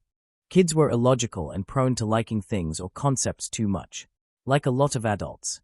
Frankly, but they were typically worse at that. Legion, unfortunately, took that up to 11, and had a means to follow up on it together with resolve to kill people. He probably enjoyed killing Overhaul a bit too much. And in the so-called meantime, Nedzu continues. I have a certain theory to share with you, one that concerns the father of our favorite villain. Chapter end notes. Look, Midoriya isn't particularly malevolent, but he did grow up next to All for One, and I'm fairly certain that Overhaul wasn't the only one that died during the assault on the Shai Haseikai headquarters, even if he was the only one whom Midoriya killed, and he got really influenced by Stain. So, yeah, obligatory war crime scene, except victims were assholes. Chapter summary. Getting close. Some training and fluff, some terrifying and slightly misplaced revelations. Some world-building too, I guess, and some reveals about Quirk, Kiki Zealot. Also expect some earthquakes during the next 2 chapters, NGL. Especially the chapter 20 is a bit shocking. Father. All Might is surprised. Why is it important? Although part of him is curious who it was that actually managed to catch mischief. She had quite a fanbase a while ago. Although, he still refuses to count himself as a part of it. Favorite villain. Sir Night-Eye feels particularly outraged at the words. He would never favor a villain. Although he does feel sad that Legion chose that route to follow. He would make an outstanding hero. Yes, yes. Nedzu replies, ignoring the outrage. You see, the father of our dear Midoriya. Izuku is an enigma. I had someone ask the past neighbors of the family, and they are all quite adamant that he was a rather enigmatic figure. In fact, oddly enough, no one seems to have ever seen him, save for the parents of Bakugo Katsuki. To continue with yet another odd point of the story, they were invited several times for a dinner, which, interestingly enough, is the only case of someone actually seeing Hisoshi Midoriya. No other visitor saw him. No one saw him out doing groceries. The official version is that he worked overseas and was rarely home, but to speak in the shortest version, things do not add up. You think it was a setup. So Night-Eye caught the first that whoever was introduced to Bakugo actually wasn't Hisoshi Midoriya, but either someone else or Hisoshi himself, but under some form-altering quirk or heavy makeup. Precisely. Nedzu replies with enthusiasm. This entire investigation is just endlessly interesting. It's probably understandable considering that Legion's mother was Mischief. Sorry for not mentioning it earlier, Tsukochi. Detective gives the rat a death glare. But someone went to truly extraordinary lengths to cover everything up. Each time I think I got something, I discover that I found only another layer of misdirection. I haven't had as much fun in years. Eraserhead reminds himself that the rat is a special type of evil and gets over that announcement. To be honest with you, despite wasting a lot of money and investigating Hisoshi Midoriya, for weeks I haven't found anything. Nedzu smiles brightly. And that alone is why I was trying even harder. The identity of that man has been hidden with significantly more dedication than that of Inko Midoriya, despite the latter being a hidden S-rank villain. I believe you can understand why this only makes me more intrigued. All Might and Tsukochi nod with understanding. Sir is unreadable. And then I gave up. Nedzu announces, catching them off guard. Don't get me wrong, I think that I managed to crack the enigma. I just gave up on trying to investigate it from grounds up. There is only a limited number of people who can warrant this degree of cover up. Other supervillains, notable heroes, major celebrities that somehow aren't heroes, influential politicians. I actually decided to make face-to-face comparisons between them and the known parts of the Midoriya family, one by one, and that was really time-consuming work, even with my quirk. Eraserhead can imagine that. Thankfully, Lemillion managed to expose the Izuku's current face to the world with his punch. This made my work significantly easier, especially as something in my mind clicked after seeing it. Although it took me a while to come to a certain degree of certainty and I had to consult that with a specialist. This is an awfully long introduction to a reveal. So Night-Eye decides to interrupt. I have a feeling that we won't like the result. Nedzu smiles. More than that, you are going to be absolutely something. Gauging human reactions to certain things is still complicated to me. The monitor on his desk turns to face them. On it is a picture of Izuku, and a large picture of whom Eraserhead presumes to be Midoriya Inko to the upper right from Izuku. There is an open space to the upper left of it, probably waiting for the father's picture to be shown. We can all see the similarity, especially in terms of color of the hair, eyes, and so on. Nedzu continues. But as we all know, there are things that one gets from their father. You are always a mix of your parents, with some random bits here and there. But when I look at Midoriya Izuku, I can't help but feel like a certain person's genetic heritage would fit the puzzle perfectly, especially when you consider what we know about Izuku's intelligence, interest in quirks, and so on. Nedzu clicks something on his keyboard. A new picture shows up on the screen. One of a white-haired man with red eyes. Eraserhead spots some hard-to-pinpoint similarity between him and Izuku, despite the vastly different coloration. The messy hair is the biggest one. There are also details on the face, like the shape of eyes, nose, and so on that carry some faint similarity.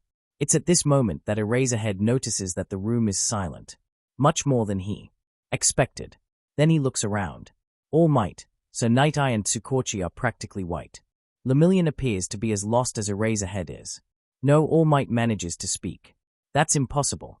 There's just, Nedzu raised his paw. Before we discuss it, I believe that it's time to introduce the man in the picture to young Lemillion and Eraserhead. Principal says confidently. This man is the world's one and only SSSS rank villain, uncrowned emperor of the Japanese underground with influence spread over the entire world. Man spoken of as a legend by the regular villains, but referred to as symbol of evil by the supervillains. Villains so dangerous that the Commission, the government and I all agreed to keep his existence a secret so as to not provoke a panic. The man who tortured All Might's mentor to death and tore out his stomach and lung when they battled, although All Might eventually managed to triumph and slay him, which happened 6 years ago. Nedzu sighs. We didn't expect that without him keeping the meta. Liberation Army, Quirkless Liberation Front, Creature Rejection Clan, Inhuman Supremacy. Party and dozens of smaller groups on a tight leash, they would unleash that much havoc. Eraserhead could scarcely imagine someone controlling all those groups. But if he terrified All Might and Sir Night-Eye that much, what was his quirk? Lemillion asks the right question. Eraserhead would do it himself. Which one? Nedzu replies with a bitter chuckle. He had hundreds. He is the legendary quirk thief. Man capable of stealing and granting quirks to others. He stole a longevity quirk. Early on, he was apparently one of the first quirked individuals in Japan. 2 centuries of organization building was something that even me and Mirai struggled to dismantle. Eraserhead heard about the quirk thief legend. He spent enough time as an underground hero. So it was a given. As much as he admitted that there were many odd quirks out there, that very idea always struck him as outlandish. But unless this was all an elaborate prank, that's just not possible. All Might was still in denial. That man would have never had a child. That's just. It makes an uncomfortable amount of sense. Sir Night-Eye speaks. All Might's eyes crucify him with their gaze. Think about it, Yagi. Legion is an extremely intelligent tactician and strategist with uncanny knowledge on operations of the villain groups that were formerly kneeling before that man. He appears to have an interest bordering on obsession when it comes to quirks, especially yours. And Legion's young age, if All for One was grooming him into being his successor or influential lieutenant from the youngest age until his demise. It all makes perfect sense. All for One. Lemillion interjects. Nedzu sighs. I think it's time to introduce you and Eraserhead into another secret. Since they are connected and Aizawa is crucial in our dealings with Legion. Nedzu replies. All for One is the official name of the quirk thief's quirk, but it was also used as his other moniker. But he had a brother, one of poor health but a heroic heart. He was thought to be quirkless, and his brother gave him a power stockpiling quirk as a form of control. Nobody knew that. All for One's brother had a fairly useless quirk that allowed itself to be willingly transferred to another person. Lemillion's eyes light up, while Eraserhead is still lost. The 2 quirks merged into one. It was then transferred from hero to hero, each of them hoping that someone down the line would finally grow strong enough to take down All for One, a fitting mechanism considering that the quirk's name was One for All. Eraserhead could agree with that much, and their wish was realized 6 years ago, when All Might, the current holder of the One for All, managed to kill All for One. However, recently he transferred the quirk to Lemillion. And now everything makes sense. It sounds like a fairy tale, yes, but a fairly sensible fairy tale. Eraserhead can work with that. It all feels like a teenage rebellion. Eraserhead points out, and all the eyes gather at him. I mean, if he is All for One's son, then they were together until like his 10th birthday. And if he was as powerful and influential as you claim, then I just fail to see how he could be there for his son very often. Certainly not common enough to deter his son from developing an unhealthy obsession for heroism and becoming a terminal case of All Might's fan. Eraserhead continues. All Might then killed his dad, but despite that Legion did his utmost to not kill or wound All Might during the USJ attack. So unlike Thunderbolt and his mom, he doesn't seem to have a grudge. He even saved Lemillion's life and then let him return home, despite Lemillion carrying One for All and practically fist-nuking him into half-death minutes earlier. So it seems to me that Legion was groomed to be that All for One's successor. But when his half-dead bait dad died out, he started to successively eradicate his old empire out of spite for bad parenting or because he decided to be a hero in own rights. Like his uncle, the One for All first holder sounded like someone with potential, unlike a lot of his past students. Eraserhead would have liked to meet him. Being ready to stand up against All for One despite being almost quirkless was impressive. Oh my god. All Might looks like his entire life was just rearranged in front of him. All for One's son is my fan. Eraserhead thinks that this isn't the most important part of what he said, but whatever floats the hero's boat. The potential all-for-one's son. Nedzu reminds. But yes, I agree with Eraserhead's opinion. The most ironic part of it is that if we are correct, then all-for-one's son is dismantling his father's empire while using his father's funds to pay for it. Because we know how ridiculously well-funded the League is despite no sounds of income. Nedzu sighs. It would also explain how he knows so much about past one for all holders. His father probably described them to him in some butchered form at some point, as he killed most of them personally. Nedzu looks around. Consider this a theory, with circumstantial evidence, but a rather solid one. And now, what do we do about it? *****. You a spy, I have news for you. You a spy, but you are going to shit bricks when you hear it. Small might, very few things can ruin my mood right now. We all celebrating the raid in the base. Small might, wish you were here. You a spy, Nedzu just figured out that your father is all for one. Small might, he what? Small might, oh shit. You a spy, wait, don't do something dumb in a hurry. You a spy, I think they find it hilarious. Small might, what? You a spy, they came to a conclusion that you were groomed to be his successor. You a spy, but then you went into a teenage rebellion phase. Small might, the what?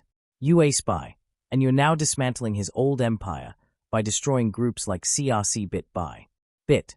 You a spy, out of spite for him being a deadbeat father or SMTH. You a spy, also you almost gave All Might a heart attack when he realized that if that's true, then his Archnemesis son is practically worshipping him and has just committed a mass murder for him. You a spy, he sounds like you just realigned his entire worldview and he doesn't know what to feel about it. You a spy, also they think that your parents are dead. Small might, so close and yet so far. Small might, Jesus Christ, what's that rat smoking? Small might, I thought that I was good. Small might, but he is just ridiculous. Small might, how did he figure out? You a spy, apparently he decided that it was odd that your mother is a supervillain and yet he found out about her, but your father is somehow 10 times better concealed. You a spy, so he started visually comparing your and your mother photos to photos of people whom can be considered to be worth of greater secrecy than an S rank in hiding. You a spy, then Lemillion blew off your mask and showed your face to the world. You a spy, and things clicked. Small might, I call bullshit. Small might, seriously, what in the ever-fuck-living biscuits is that logic? Small might, I'm so done. Small might, so what are they going to do about it? You a spy, nothing. Small might, what? You a spy, they find it hilarious, I told you. You a spy, they will try to apprehend you if they found out how to dismantle the League. You a spy, they are giving their best to catch you, but Nedzu sounds like a father proud of his son's achievements when he talks about you. You a spy, I think that he is looking forward to your further rampage. You a spy, just act like your parents vanished on you and you'll be okay. You a spy, ask Tenko for tips XDD. Small might, that's just nasty LOL. You a spy, also don't make them suspect that you have his quirk. You a spy, and you're golden. Small might, I'm simultaneously frightened to the bone and reassured. You a spy, also Lemillion just fucking psychoanalyzed you to the base particle level. You a spy, and boy if he isn't correct. Small might, what? You a spy, listen to this. He does. Small might, holy shit, Lemillion is so cool of a hero, I'm so happy that he gave me his autograph before leaving. Small might, and it's apparently his first one ever. Small might, I'm going to treasure it like All Might's signature. Small might, also I'm telling Eri that he is an awesome hero. Small might, she might like him because he has a funny face that should be easy to draw tbh. Small might, but yeah, part of this I didn't think about, but I kinda agree with the general outline. You a spy, just don't tell your dad that you are cleaning the country for All Might and trying to make the heroics great again. You a spy, he might snap from his retirement if he hears that his son is hero with villain methods. Small might, I'm a villain. Small might, I use quirks to break the law. Small might, murder people. Small might, that's evil and wrong, even if it's just the certain type of people that totally deserve it for being quirkist murderers and or stains on the good name of heroics. You a spy, dude, I literally heard Lemillion describe that, but better than you did, don't even bother. Small might, crying face. Small might, no one loves me anymore.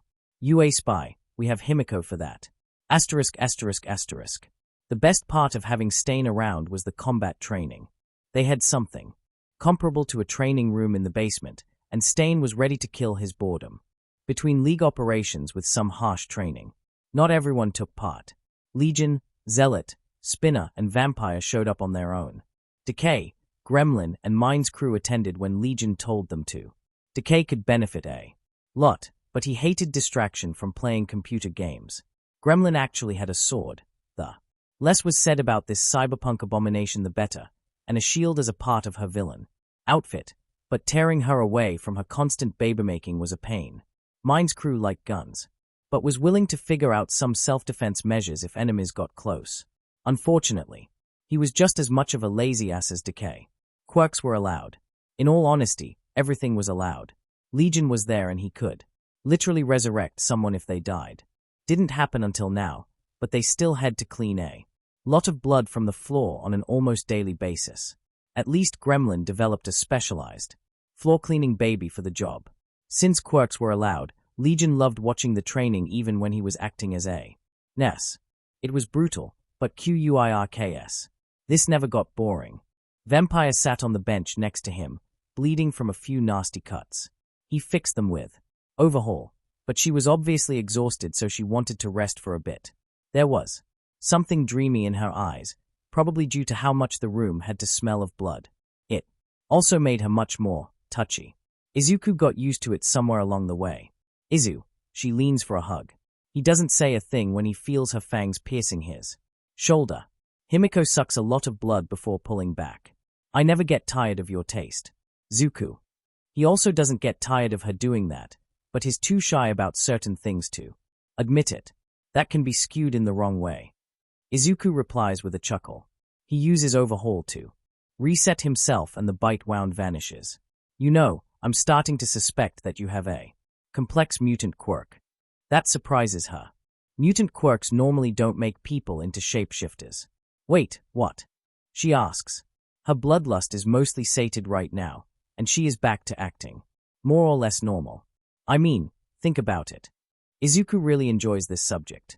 Complex mutant quirks tend to influence a lot of things in a more or less permanent manner. Unlike emitter, transformation, or even simple mutant quirks, who are much more singular. You have your blood transformation thing, yes, but you also have permanent fangs. This alone could be considered a minor mutant factor made necessary by your quirk mechanism. But think about it. Drinking blood doesn't only allow you to transform into people. It recovers your stamina. I'm almost certain that it makes your wounds close faster. You actually need to do that to avoid anemia, and your body knows about it well enough to make you lust for it when you are blood deprived. You have an enhanced smell, although it works best when it comes to detecting blood. You can even tell people's blood from each other when you focus on it hard. Enough, yes. Himiko nods. I'm also fairly certain that your body is stronger and more agile. Then it should be concerning your body. I mean, you don't seem to have well-defined muscles, yet your strength is only marginally smaller than mine's. But you are way more agile. He really isn't confident talking about her body, and it is rather obvious. Himiko, as always, finds that cute. Gremlin was an engineer. She carried a lot of things around. It surprised a lot of people, but she was built like an athlete. Her six-pack was no joke. So I'm like a vampire mutant. Himiko is surprised by the idea. What about shapeshifting then? Isn't that a transformation quirk? Actually, I read a lot about mutant quirks recently. Izuku replies. Apparently there are rare cases when a complex mutant quirk coincides with a transformation or emitter quirk. However, when that happens, said additional quirks are almost always, of a similar theme. So for example, a complex frog mutant will not develop a fire ability, but might, albeit chance is minimal, develop a water or poison quirk or something like that. So I developed a theory that you are like that, with both a vampire mutant quirk and an aligned blood transformation quirk. But we won't really be sure until we see what sort of quirks will your children in he. Izuku wasn't really thinking about what he was saying. He was in his almost mumbling. About quirks mod. Realization strikes him hard and he instantly goes red. Himiko's reaction is identical, her children, but she recovers quicker and goes for the throat. So, our children will all be cute and kind criminal mastermind vampires. If it was manga, Izuku would let out a puff of smoke through his ears. He is down for the count. Himiko takes advantage of that by relocating onto his lap and hugging him closer. Stop teasing me like that, Himi. He whispers while trying to cover his face. She kisses him on the cheek and laughs internally when he is even more startled. I can't help it, it's too much fun. She replies honestly.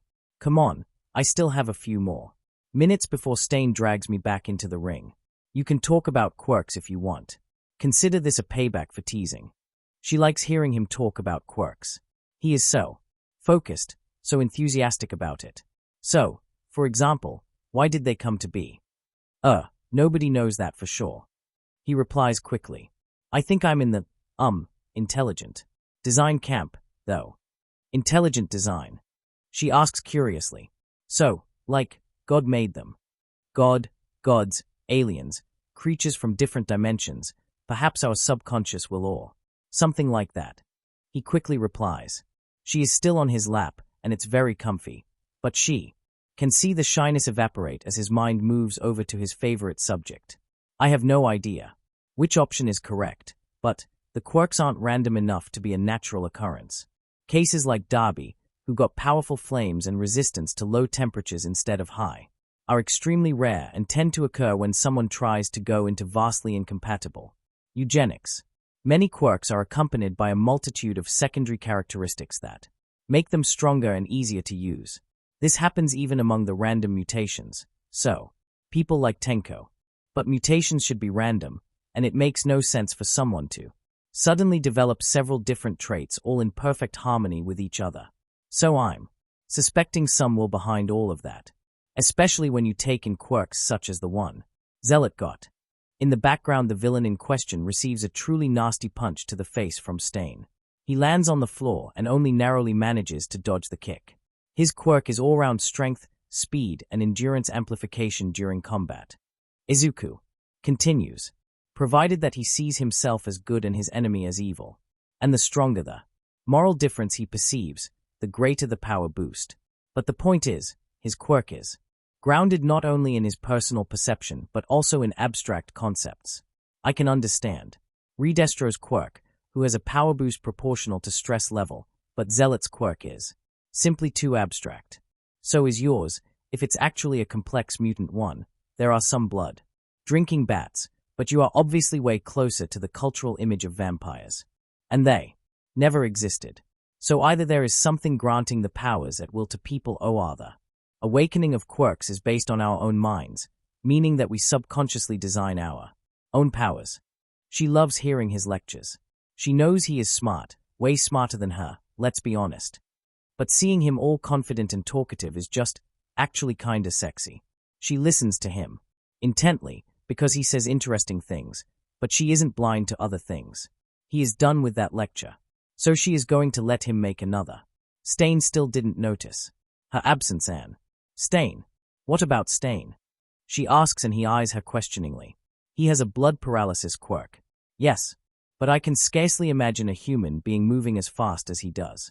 He is way faster than me, and you say that I might be above human level in that field. I'm actually kinda into pre-quirk cultural imagining of heroes and villains, although they were referred to as superheroes and supervillains back then. He replies promptly. She knows about that. He mentioned it more than once but still feels kinda ashamed to admit it. She likes his nerdy qualities, but he fails to get used to that idea. The point is, they didn't have quirks back then, so they imagined many different ways of obtaining superhuman degrees of abilities. We mostly dialed back culturally to quirks and only that, but there were more types back then. There is a genuine curiosity on her face. She can scarcely imagine a hero or a villain not using a quirk. Okay, maybe if they were really smart, Izuku would have managed to do scary stuff with the League even without his quirk. She is certain about that. For example, some such superhumans got the super part from dealing with some supernatural entities. Izuku replies, religious or not, others from gadgets and intellect. We can honestly count Gremlin as an example. She has a quirk, but it's mostly useless when it comes to combat. So she is using various gadgets she created to cross the gap. Himiko suddenly realizes that while she didn't think about it earlier, this makes perfect sense. You had people who were simply incredibly smart, so all those masterminds and, well, honestly, Stain's strength and speed is either the so-called Charles Atlas superpower or quirk-enhanced. Genetics. Charles Atlas. She never heard of the name. Is that some old scientist or someone like that? Charles Atlas superpower is a superhuman power obtained by training. Izuku replies, I mean, imagine that someone you know is a serious bodybuilder. So he pretty much lives in the gym. When this eventually makes him go beyond what's possible for humans and he is suddenly able to throw around All Might grade punches due to the training making him impossibly strong, it's Charles Atlas superpower. So Stain amassed so much training and combat experience that, together with his absolutely mindless dedication, it made him able to go beyond the limits of what humans should be capable of. She asks and he gives her a yes you are super right good job smile that makes her heart melt even further. He probably forgot that she was on his lap. The alternative is the theory that quirks enhance humans as a whole even passively. Izuku continues, blissfully unaware of how the girl cuddling with him is melting down in his arms. That's what my dad thinks, but personally I think he is too quirk-centered in his thinking. But he did tell me that when he was young, what passed for powerful emitter quirk uses was significantly squishier than today, and that every subsequent generation appears to be stronger in general than the past one, not only in terms of their quirks. Wait, she says and he pauses his lecture. Is that why you are, kinda weak? Sorry to put it like that, but you're physically the weakest of us all. And that's after I found out that you were using strength amp and reflex boost during our training. And you are something like a half-second generation quirked person, yes. Yes. Izuku replies with just a hint of shame. That actually keeps 4 of 5 endurance enhancement quirks active when in combat to bridge that gap, because otherwise, Stain would have probably knocked him out with a single punch if he wanted, even without quirk. The difference isn't massive when you compare me and the average human being out there. So Dad's theory is that this general passive augmentation is tied to the strength of your quirk. So, for example, Endeavor could probably remain standing and in combat after 2 or 3 regular All Might punches, despite being an emitter quirk user. Overhaul was built way scrawnier than the former number 2 hero and had no strength enhancement quirk to rely on, but I saw him remain standing after Dad's punch. Not one of his stronger ones, but I saw this quirk combo split a stone boulder in half. Makes sense. Himiko replies after a while of thinking. But weren't they both rather single-minded in their quirk usage? Endeavor was a training freak, and Overhaul sounds like someone who constantly overused their quirk. So, maybe it's still that Charles Atlas thing. You can't say that they lack dedication and conviction when it comes to growing stronger. His eyes beam. She said something right. Yes, I thought the same. His enthusiasm is childishly innocent, and it's the second cutest thing she ever saw after his adopted sister. So I kinda combined the two theories. I believe that passive genetic augmentation makes the growth ceiling raise higher and higher with every subsequent generation, but it's the dedication to training your quirk and certain form of mental focus on strength growth that lets some people reach said ceiling. So I think she never found out what he was thinking. Someone grabs her from behind by the collar. She looks back and sees Stain standing there, towering over Himiko.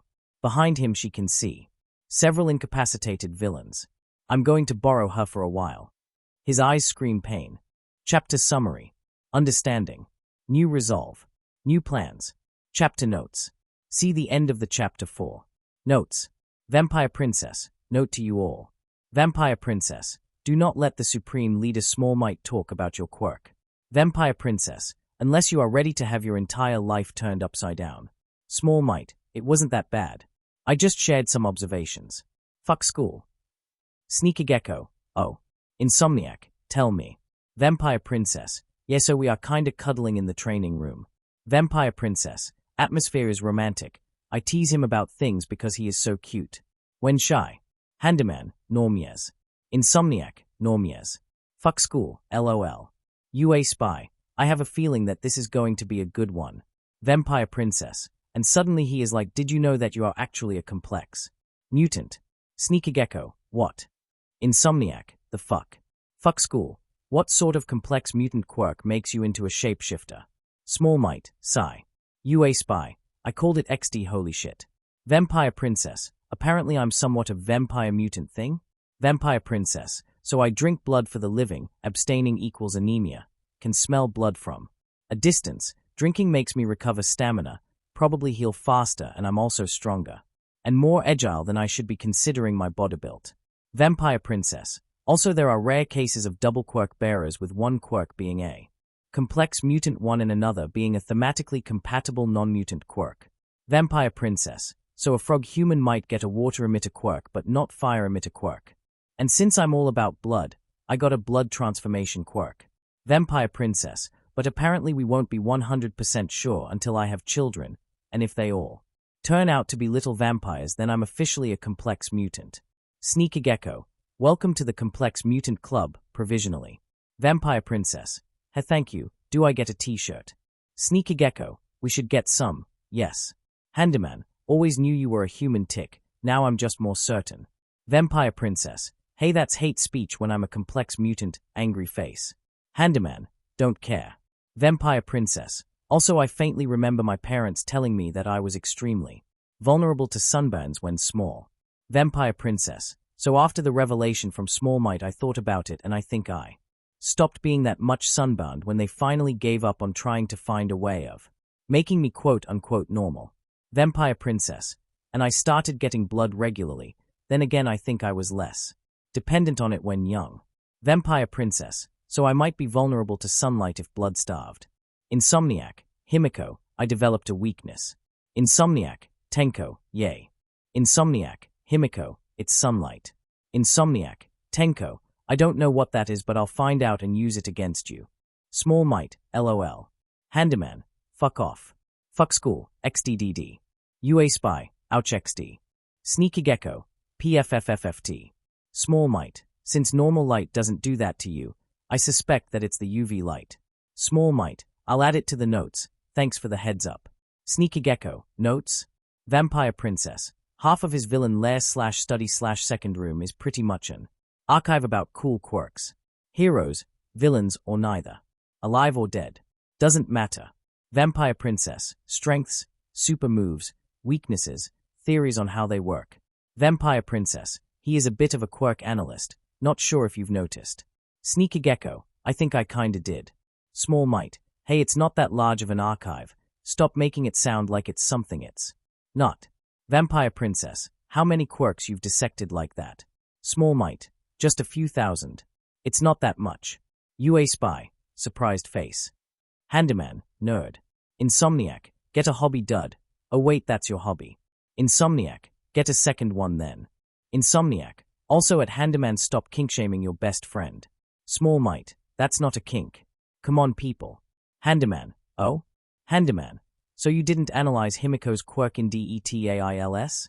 Handyman. What was that about her body built? Small Might. Is that a revenge for me wanting to find you a cat girl? Handyman. Yes. Asterisk. UA Spy. You there?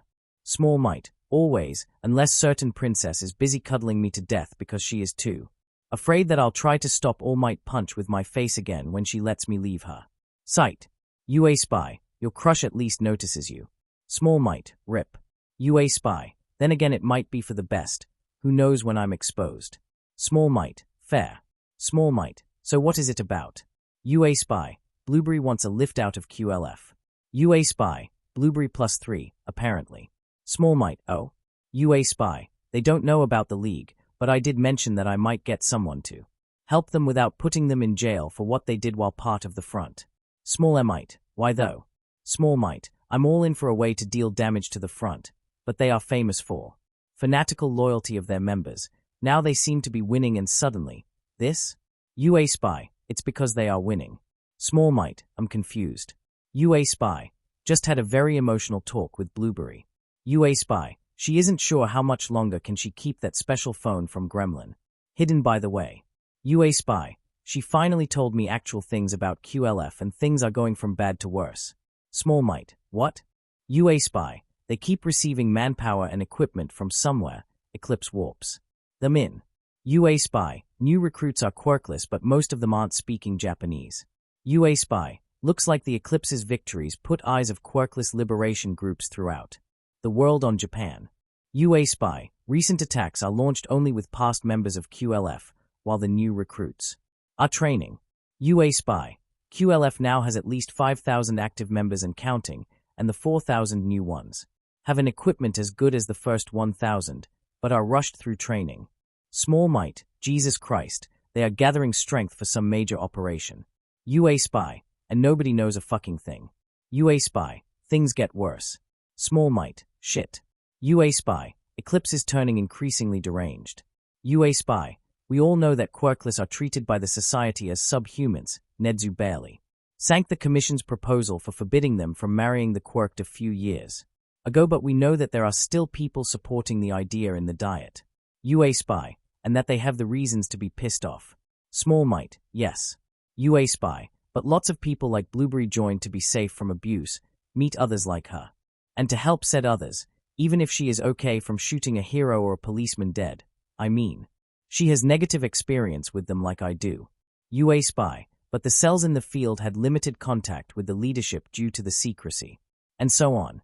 UA Spy. Now they operate together, and some field cells with ideology akin to Blueberry's discovered that the front leadership is a fucking doomsday cult. Small Might. What? UA Spy. Eclipse goes on rants how quirkless might be a dying breed and how they have nothing to lose, so they can as well die out in flames and make the quirk that survive. Remember them with fear. UA Spy. The new recruits seem to be agreeing with her. UA Spy. Until now the QLF was mostly focused on destroying political or quirk-aligned targets, while shooting random people was a second priority. Hard to say under the quirk suppressant if you aren't shooting some surviving quirkless guy. UA Spy. Once they start moving their main force, I think that they will slaughter everyone in sight, especially the defenseless civilians. UA Spy. And that's still not the worst. Small Might.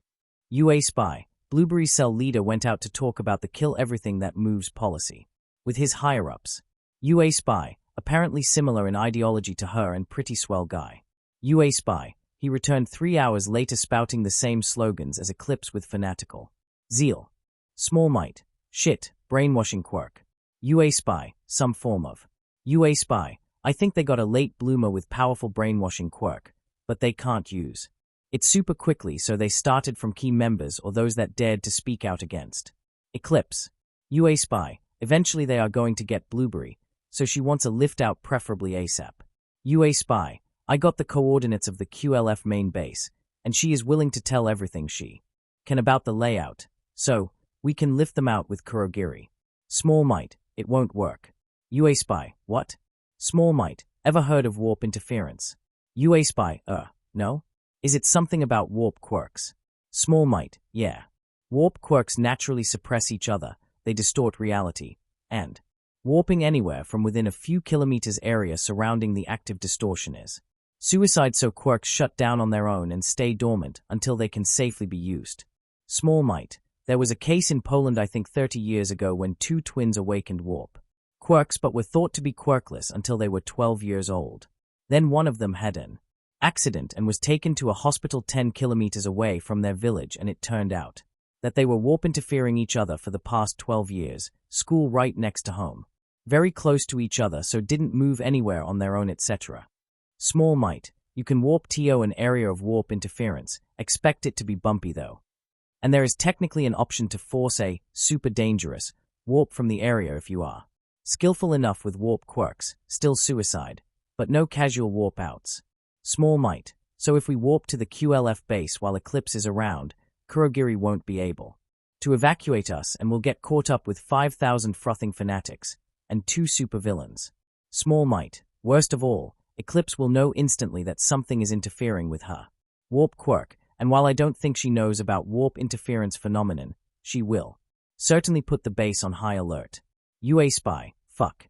Small Might. On the other hand, wait, I think I have an idea. Small Might. It's crazy but might work. UA Spy. How can I help you? Small Might. Can Blueberry tell me with at least a few minutes of time to spare about what city is going to be attacked next and where, more or less, Eclipse is planning to warp to. Inside of it. Few days ahead if possible. Asterisk. Eraserhead was slowly getting used to Legion phoning him. Each time from a different burner phone. And each time from a completely different, impossible place. Apparently the last talk was from the South Pole, which the underground hero frankly didn't buy. He was ready to bet a jelly pouch that Gremlin had her fingers in it. Hello there, Eraserhead. Legion sounded unusually cheerful. I have news concerning the QLF. Situation was a bit awkward, because he was in the teacher's lounge, happily nudged into a corner behind a couch where nobody could see him, and he was finally alone. He was tired. After his homeroom, 1A was a bunch of demons, not students, and he planned to remain hidden even if someone came looking for him. Please tell me that Eclipse and the QLF as a whole decided to retire. Aizawa sighs loudly. At this point I think that the government would have paid them just to get rid of the issue, without losing more towns. At least it sounds like Lemillion's theory about Legion going after the QLF is confirmed. That makes Eraserhead slightly relieved. Nope. Legions bring him back to Earth. Actually my news is of the oh crap we're all going to die type. Eraserhead didn't want to hear anything like that when he was crawling off his bed this morning. Alas, life is brutal. Great. The underground hero wants to go to sleep. But he can't. What is it? Eclipse impressed the International Quirkless Terror Group enough for them to start pitching in reinforcements to her ongoing guerrilla campaign. Legion delivers his news. First sentence. Is already a massive headache. Both in manpower and equipment. She continues raiding towns with the original front members to lull heroes' vigilance, but my source in the QLF states that she has several thousand new recruits going through a rushed training regimen, and enough weapons to equip them all. Well, fuck. Eraserhead rarely curses, but if this message is true, this is a perfect moment to swear. So they are prepping for a large assault on something. Any ideas on that? Source doesn't know, but I have a theory. Legion replies. Eclipse is rushing the training as, if in a hurry, and isn't the Island going to get close to Japan soon? That is bad news, Eraserhead decides. His ability to understate the gravity of the situation is truly astounding. Destruction of Island, the world's center of quirk research, would be a monumental blow to the quirk community and a rallying cry for abused quirkless. Worldwide, I'm actually planning to assassinate Eclipse before that happens. Legion says, and Eraserhead finds himself staring blankly. Did he just hear? As a late bloomer I can understand the woes of the quirkless, and if they focused on assassinating abusive heroes and politicians then I wouldn't bat an eye. Hell, I would probably forward some monthly donations to them. But now the QLF is descending into doomsday cult status. Eclipse is apparently going on rants on how quirkless are a dying breed and that if they are going to die out, they could as well make the world remember them with fear. And at least the new recruits bought that wholeheartedly. Oh no, thinks Eraserhead. This is going from bad to worse. You can expect them to leave less and less survivors with every subsequent attack. Legion continues. Also, according to my source, the QLF got a late bloomer with a powerful brainwashing quirk. Everyone who speaks against exterminating quirk to the last one disappears and returns a few hours later, unconditionally agreeing with Eclipse. I think that she is planning to brainwash every QLF member eventually, but this takes time. And if they are brainwashed, they will certainly be killing everything that moves when she tells them to. Eraserhead's headache is approaching a full-blown migraine status. So, assassination. He decides to return to something that at least appears to be hopeful. Yes. Legion is silent after that short confirmation, for a bit too long. But you won't like the plan. I don't like any part of this talk, problem child. Eraserhead replies promptly. Dish it out so I can return to my nap faster. The League is going to ambush Eclipse the day after tomorrow. Legion is silent for a few seconds. When she comes to attack the UA. Full stop. She what? Eraserhead says louder than he thought.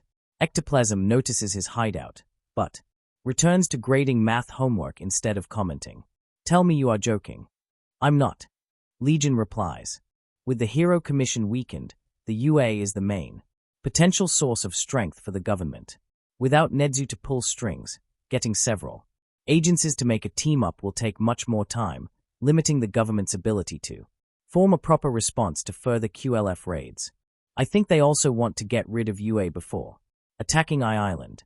Today and tomorrow they will make no raids to lull heroes into a false sense of safety, and then they will warp to Musutafu, outside of UA's warp coordinate. Scrambler's range, but close enough for the gas to reach the school. And then they will assault you directly while you're down. I assume that you have a plan for all of that. Eraserhead hates the very concept of asking a villain about it, but he is certain that Nedzu will want to hear Legion's opinion on it either way. I have devised a way of isolating Eclipse during the warp, which should stop the QLF from warping in soldiers and launching the gas. Legion replies, so I'm going to ambush her when she starts the attack. But I need you to figure out a way of moving All Might and other high-profile heroes from UA elsewhere for a day to explain why they didn't make it to the battle, and to get the local police and heroes to focus on cordoning the area and evacuating civilians. You want to fight her on your own. Which was interesting. Why? It's kinda personal. Legion replies, the point is that I need you to keep others from interfering. League is skilled enough to take her down, and I promise you she will be taken out of the picture if no local hero intervenes. Hearing that All Might isn't around and seeing 3 supervillains battling it out should deter them from trying to butt in, but, well, we all know that butting your head in when you aren't supposed to is the essence of being a hero. And now Legion was quoting All Might. Great. I'll see what I can do. He says, it all depends on Nedzu and a certain local detective. Asterisk.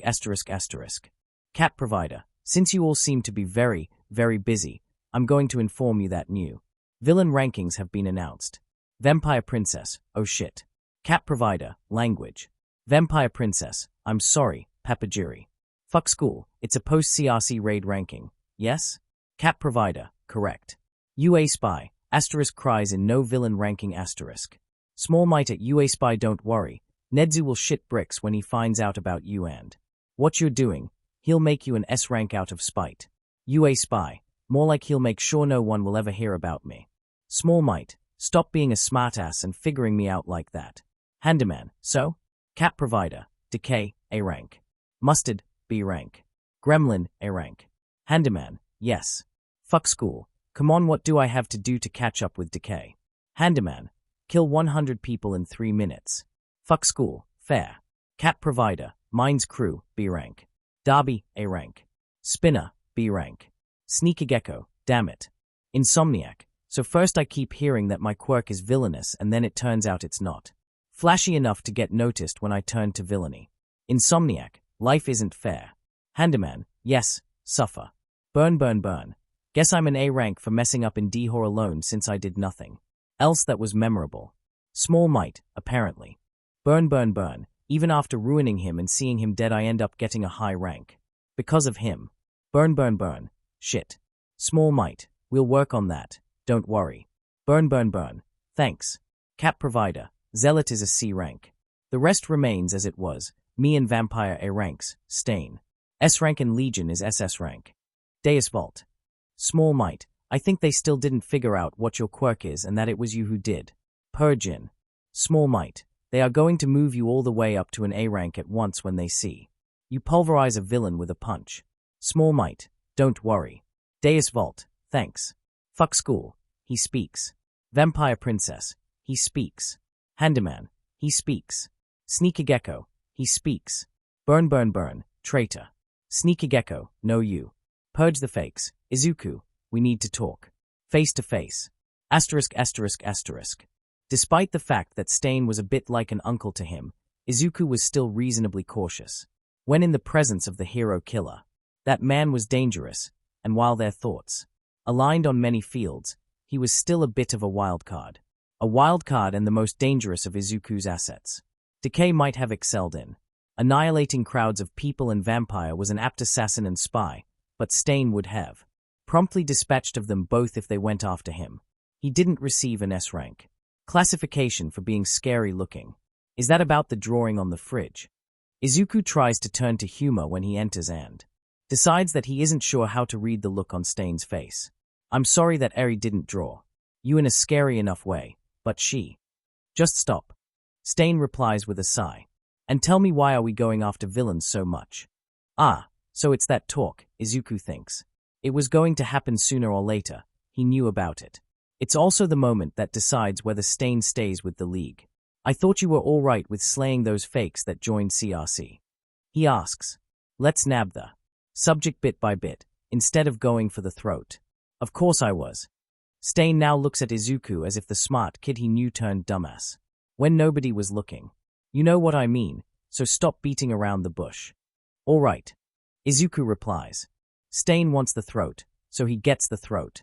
It's because my plans changed a bit when I found out that Lemillion inherited All Might's quirk. He can see the on Stain's face. I thought that he wouldn't pass it over, thinking that it served its purpose. So I seek to dismantle the country into some post-apocalyptic wasteland, because that was honestly a better option than having his quirk die out and no hero strong enough to keep Destro, Eclipse, and so on at bay. And what's your plan now? Stain is unexpectedly tranquil. Izuku is on guard because of that. It's mostly the same plan, actually. Izuku can see a shadow of confusion on Stain's face.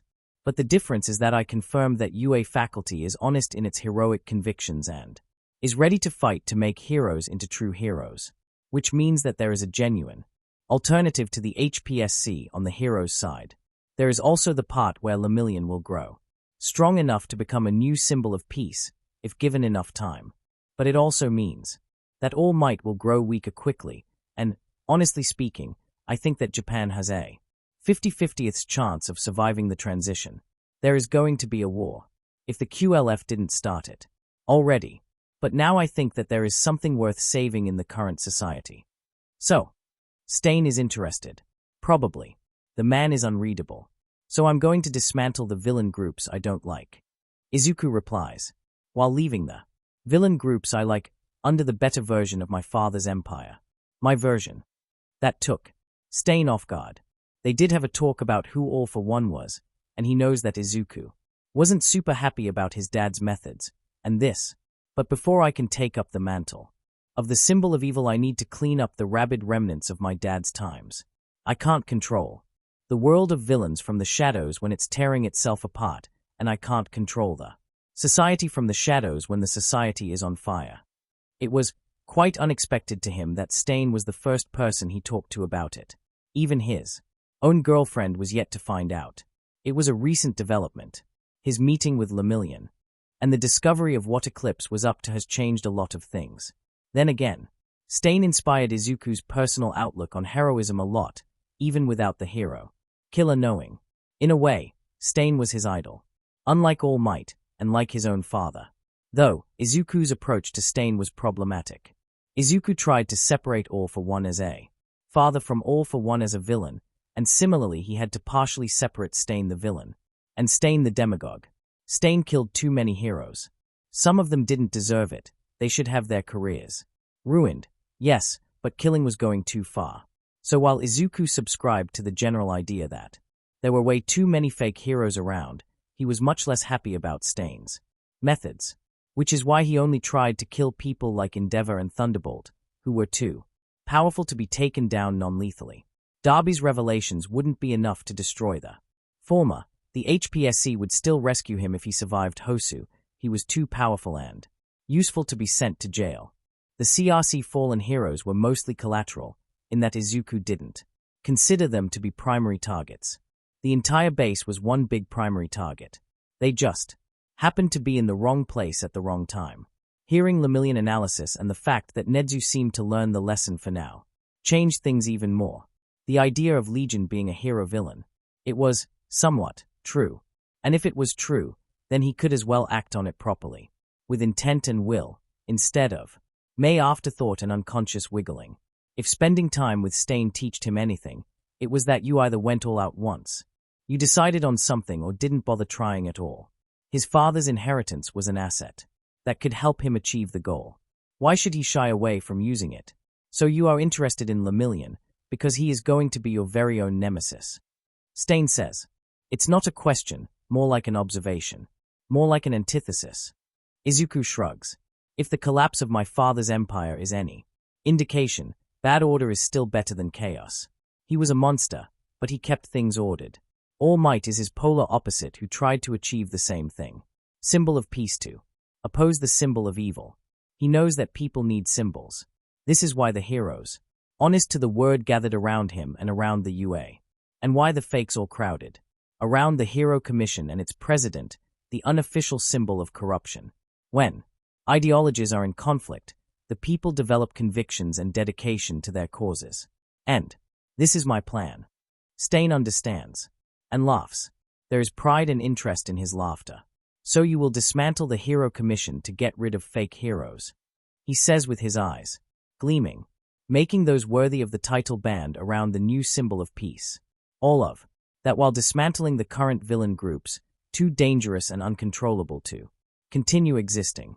And when they are gone, your name will become the rallying cry of the remaining villains, the ones that you will allow to exist. And thus I will become the new symbol of evil.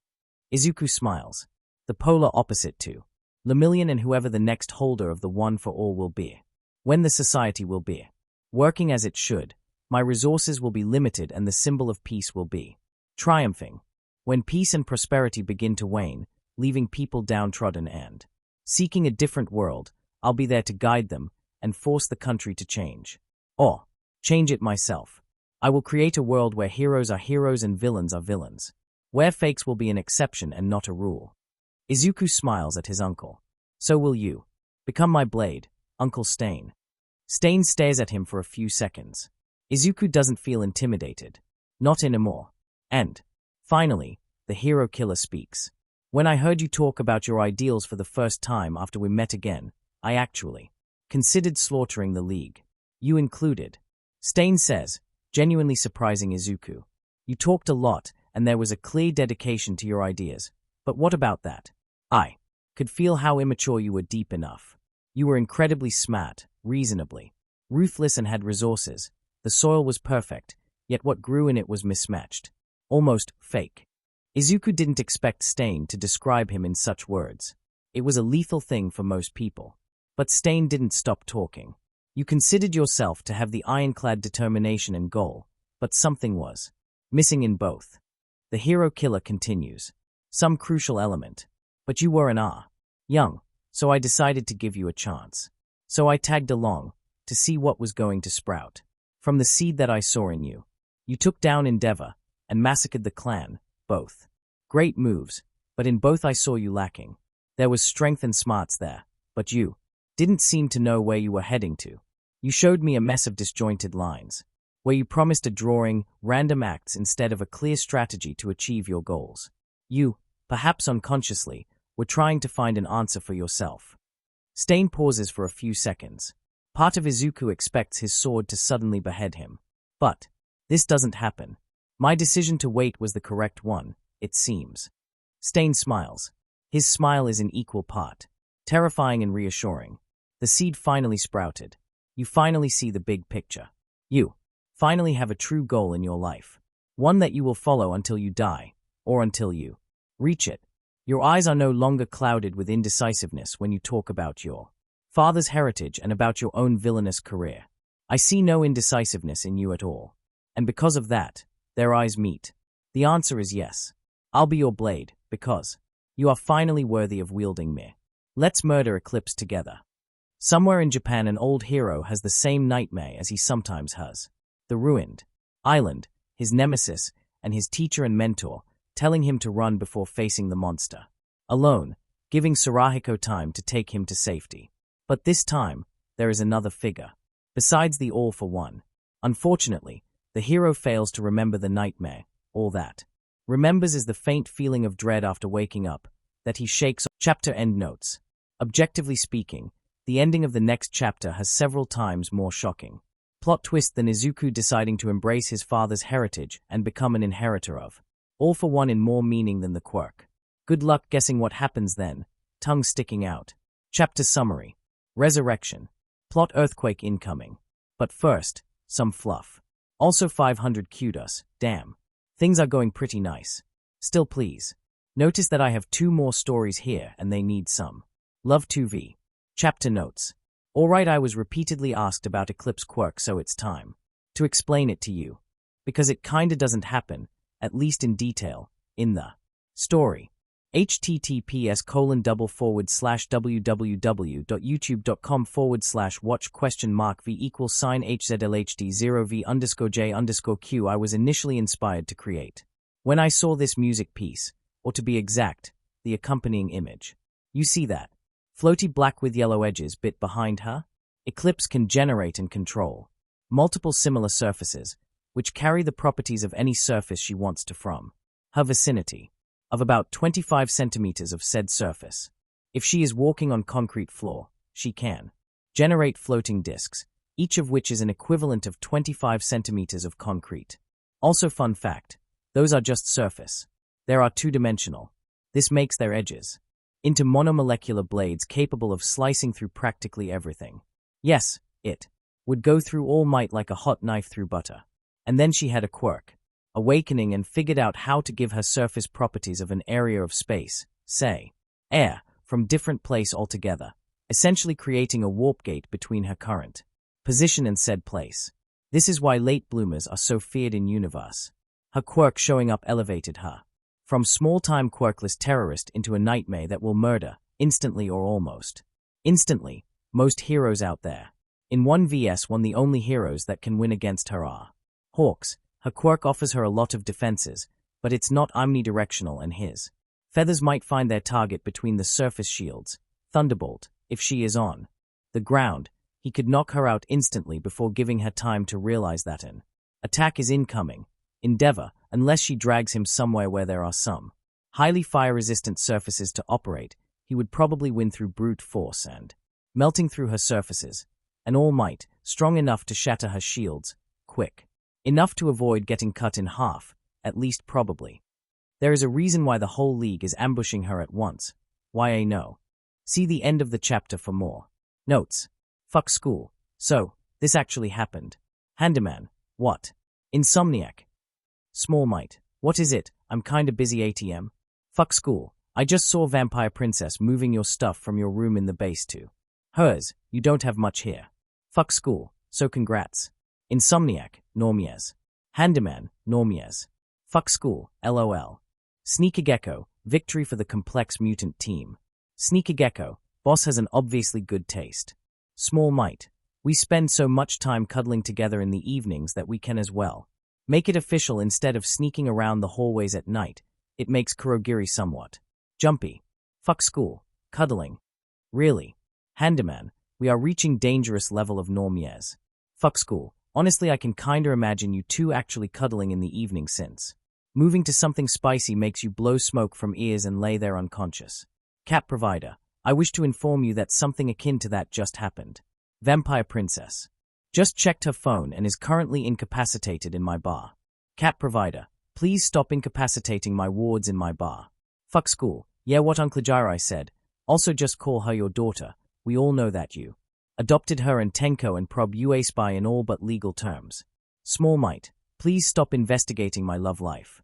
Small Might. There is little to investigate aside from her teasing me while being unfailingly encouraging and listening to my mumblings. Handyman. Let's be real. We lost the boss to the 3D woman when he made a theory about her quirk being a mutant one. Handyman. He said that only her having children can confirm his quirk theory. Handyman. So they started to working on that. Fuck school. LOL. Insomniac. Ouch. Small Might. What? No. Small Might. Tenko, stop doing that. Handyman. Revenge is nice. Player 2. Handyman. I like its taste. Cat provider. I look forward to babysitting your children. At Small Might. Small Might. Traitor Jirai. Small Might. You just want grandchildren and you gave up on Tenko. Handyman. Yes. 2D only. Sorry. Small Might. And also please know I'm having my 17th birthday in like a week. I'm too young to have children. Dad was like 2 centuries old before he decided to have exactly one. Sneaker Gecko. Isn't 2 centuries a bit too much of an over-exaggeration? How old was he? Really? Cat provider. It's hard to say something about his father without making it sound like an over-exaggeration. Burn, burn, burn. Small Might. Yes, I should probably explain some things soon to the new members. Stain. Knows.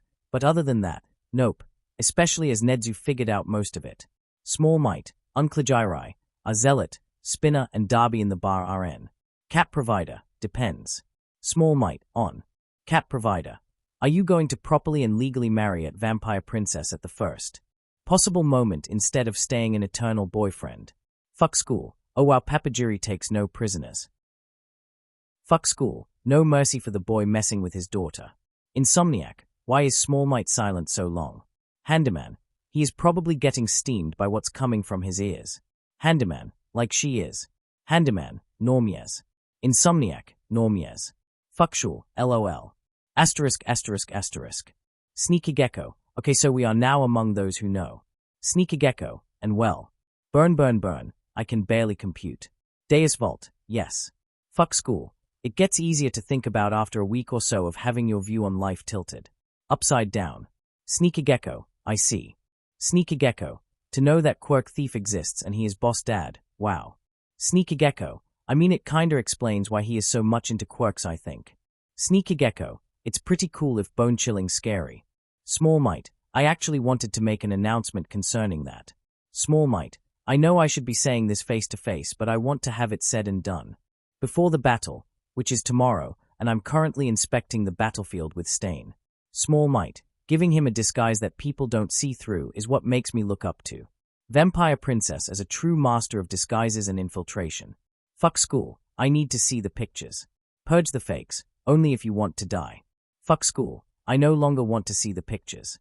Small Might. So, it's the hour that you are all active in, so I shall just say it and then mention details in person.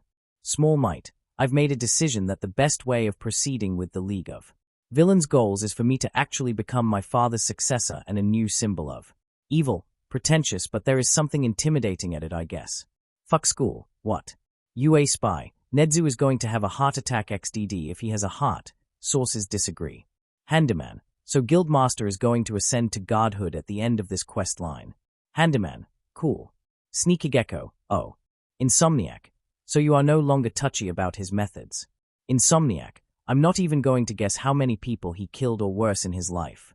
Small Might. Methods will change.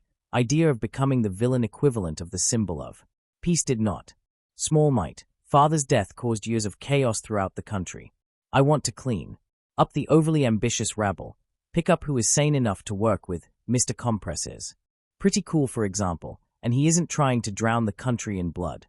Small Might. Once Nedzu dismantles the Hero Commission, we'll have a world of black and white, as Uncle Stain would like to. Small Might. Villains versus heroes, each with their own leader, to keep things balanced. Insomniac. As all things should be. Small Might. Nerd. Small Might. The biggest change will be to the methods. Small Might. I mean, let's be real.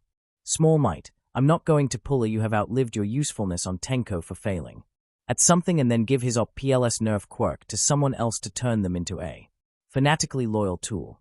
Handyman. Okay, normie. Small Might. Don't test me PLS XD.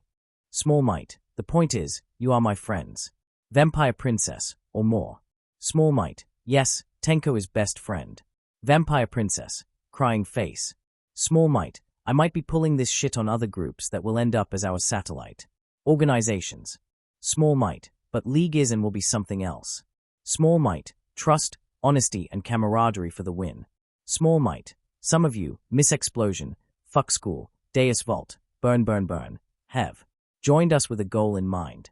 Small Might. For those who don't know, Miss Explosion, destroying Detonarat Corporation for what it did to her family. Fuck School, taking revenge on their heroic parent for abandonment. Deus Vault, annihilation of creature rejection clan and death of purity. Burn Burn Burn, endeavor equals Indihor, now and forever.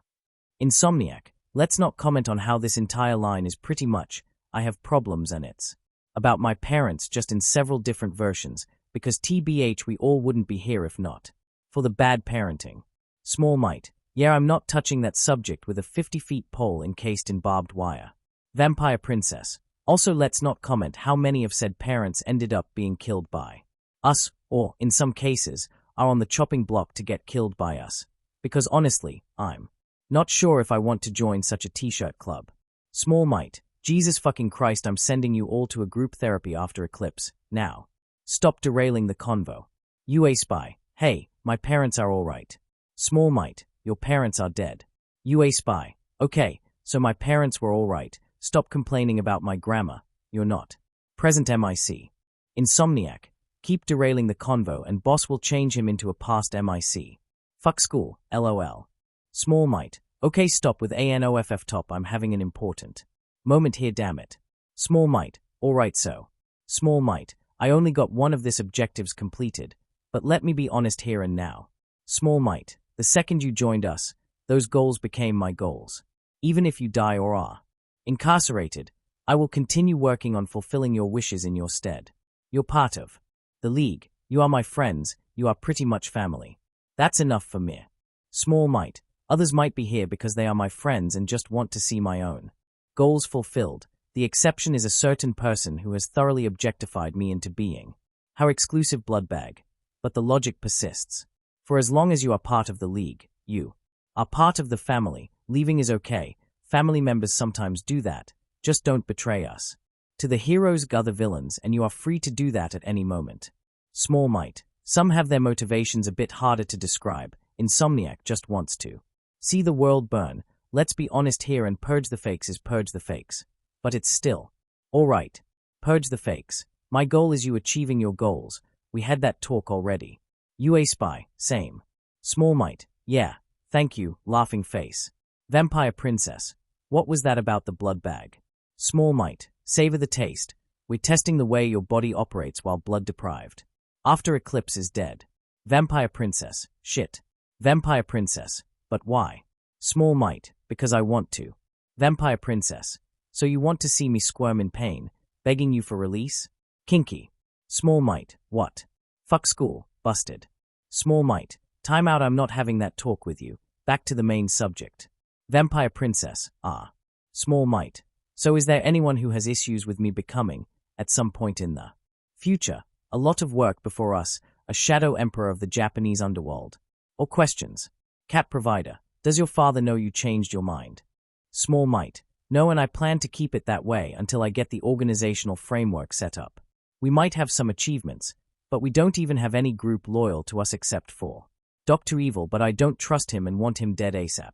Small might. I have an idea how to change it very soon, but we need to deal with Eclipse first. Miss Explosion. I sense lots of occasions for baby making. Small might. When we get the basics set up, I'm going to get you an exclusive sub organization, probably working through Duran and or Villain Network, dedicated to providing high-quality support items and outfits to the villains from subsidiary groups. Miss Explosion. HATSUMEINDUSTRIESLIVESAGAIN. Miss Explosion. Now I really want to have a baby with you. Insomniac. For the first time in forever, I'm not sure what she means by baby. Insomniac. It is incredibly confusing. Vampire princess. 3. I'm interested. We need to have a girl talk about it. Small might. Stop trying to build me a harem only because I decided to become a shadow emperor of Japan. Vampire princess. Ah, but it would be so sexy. More is better. Think of all the things we could to do together. Insomniac. Normies. Small might. Normies. Handyman. Normies. Handyman. Wait, what? Insomniac. There is a SPY among US. Handyman. Small might is Sue's. Fuck school. I suspect that this was a reference to some antique game, but I'm not a nerd, so I'm not sure. Handyman. Yes. UA spy. Can I be there, or see the recording, for the moment when Erase ahead, All Might? Nedzu and Sir Night Eye figure out that their pet bloody vigilante group is actually all for 1 second coming, and they helped it rise with their regular favors exchange. Pitch in. Gran Torino and Lemillion for additional degree of laugh. Small might. Oh yeah, this is going to be a hilarious moment XD, we gotta record it to laugh about it together. Small might. They think that ALO was a deadbeat dad and I'm dismantling his organization as a form of teenage rebellion XD. They don't know how many times my mom had to stop him from physically demolishing the school and crucifying tortured yet still breathing teachers on its ruins for allowing kids to bully me. Sneaky Gecko. Is that like a metaphor? Cat provider. His father would do it. No doubts about it. He did worse things for much lesser reasons. Small might. Imagine All Might but morally tilted towards being as evil as he is good. Sneaky Gecko. Oh shit. Small might. My father is evil. You don't get called symbol of evil without that. I'm going to have to redefine the term a bit before taking it. V. Small might. which is why I'm happy he retired and I'm not doing the same scary stuff as he did. Also, he adores my little sister so much that he actually starts acting like a reasonable human being due to that. My sister's cuteness is a class 6 quirk, you can't change my mind. Vampire princess, not going to try. She just smiled at me and I began to consider going to the nearest police precinct and turning myself in, just to make the world a better and less villainous place for her. Vampire princess, that smile. That damn smile. Sneaky gecko, I'm increasingly worried. Small Might, Eraserhead was right about me disagreeing with Dad on moral grounds and not sharing his malevolence, but that's all he got right. Small Might, if no more questions for now, go to sleep. Small Might, we're killing Eclipse tomorrow, you have to be in your full strength. Handyman, the raid boss is going down. Asterisk, asterisk, asterisk. The operation started as it should. Then it immediately derailed into complete chaos. Eclipse had a bit above 900 soldiers and 23 tanks, plus 2 self-propelled missile launchers armed with the gas, on standby in the base. High morale, people were really heated up by the string of victories and a single tie. She is going to skin Maruko and Gang Orca at some point in the future for that. The idea of attacking Musutafu was met with an ovation. She used her quirk to summon a surface and connect it to the Musutafu's main square, right next to the local governmental office. She stepped through it. She can only teleport herself or summon others to her. Noticing something was strange with it, but not to a point where the warping failed.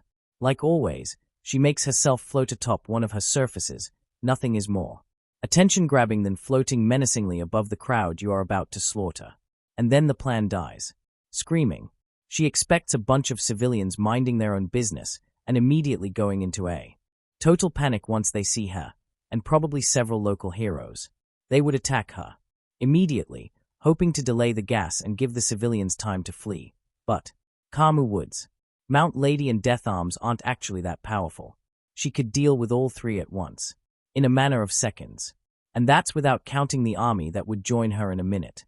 Instead, she sees the last civilians fleeing from the square, an absolute lack of heroes around, and several figures that she recognizes as members of the League of Villains scattered in front of her.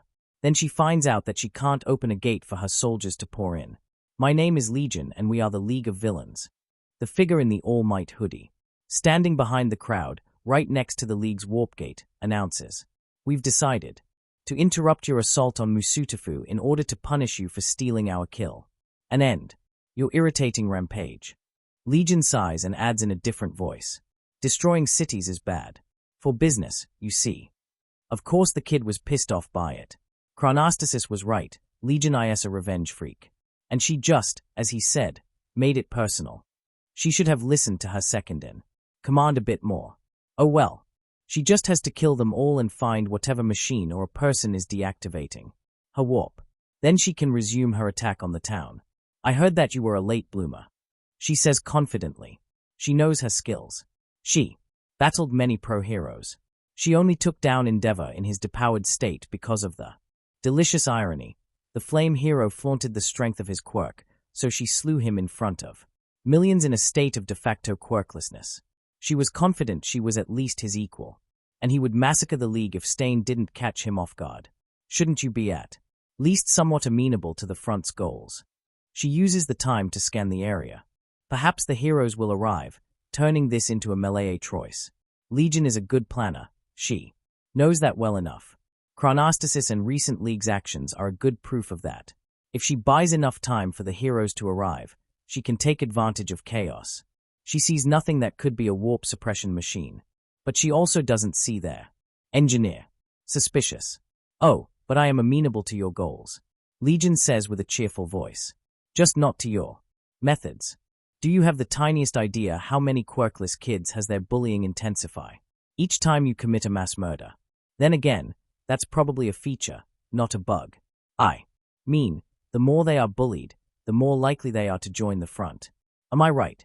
Did he just suggest that? Eclipse is beyond furious. She is going to murder every single League member, brutally. Perhaps she will take some alive and have them tortured. She spent 2 decades fighting a war against people treating quirkless as subhumans, and she isn't taking words like that face down. You sure? Suddenly, she freezes. Quirk, Mental.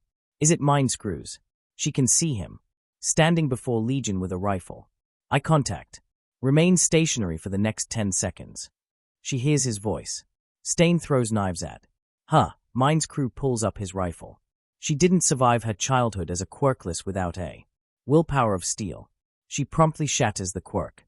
Surfaces, round and black with yellow edges. She made it look like that to fit her villain name, block the attacks. She isn't going to get caught like that again. This is cheating. She hears someone, probably Mind's crew, say, "How did you do that?" She is about to respond with a taunt, when suddenly she has a breakthrough.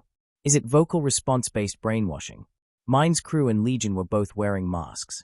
And she knew that Legion's was a voice changer. Does that mean? Oh, those sly kids. It was Mind's crew who taunted her earlier, placed in front of the Legion so she wouldn't recognize that fact. She isn't falling for it anymore. She will stay silent for the rest of the battle. She stands there, on a floating surface, summoning several more. Her limit is 15, but when she gets close to it, she has problems overseeing all of them at once. She flings two at Legion, but he dodges. Her control is SOSO at a distance, too, so she fails to make the surfaces follow him. They are two-dimensional. You can stand on them or connect two, even distant, surfaces, but their edges slice through all matter. They are essentially monomolecular circular saw blades. Her quirk is powerful, like it's common for the late bloomers. One of the nearest League members suddenly triples in size and lunges at her. She reacts. Instantly. She fought Redestro once and managed to bring it to a tie. She knows how to deal with strength enhancers. She reacts in time and stops the punch with 4 surfaces arrayed, one after another. The punch shatters 3 of those. That's a dangerous level of strength. That villain, she faintly remembers him. What was the name? Zealot. Has strength approaching Redestro's. There are more punches after it, as his speed is decidedly inhuman. She summons her surfaces fast enough to compensate, but it occupies most of her attention. Stain is throwing knives at her from the side. His knives are connected with him with a thread. He can recover them easily once they bounce off one of her surfaces. She can't teleport them elsewhere because her warp doesn't work, and he is reacting fast enough that she can't use her surfaces to slice the line. She would have to give up on defending for a few seconds to muster the response, and she knows that Mind's crew with his rifle is waiting for it. They have her pinned down. She doesn't like that. Decay and Vampire are the closest, but they aren't attacking. She is too high for them. They are probably going to lunge at her if the surface she is using as her footing vanishes. They will overwhelm her if she drops to the ground, forcing her to maintain that surface. She can't even move, because flying around would interrupt her concentration. Their May presence is enough to immobilize her. It also costs her one of her surfaces. She knows that Legion is a good quirk analyst, but this is getting ridiculous. Risks sometimes have to be taken. She summons another surface and sends it on a semi-circle route. She almost decapitates Zealot, but he dodges. Mind's crew, the endpoint of the semicircle, has much less luck. The surface cuts his rifle and hand in half. His arm is half split vertically. He screams. The blood gushes from the wound. One down. Unless Legion gets him to the League's healer instantly, he will bleed out soon. Just don't answer taunts, and Mind's crew is useless. He is no longer shooting her, so she can amass 3 surfaces. Stain dodges the incoming blades easily, but he doesn't expect her to tilt the nearest at the last second. The wide side of her surface impacts him and throws him back. Knives were dealt with, at least for now. Spinner, Darby, Mustard, and Gremlin. Where are they? Mustard is probably useless. She is wearing a full-body suit with an air filtration system, and he has a gas quirk.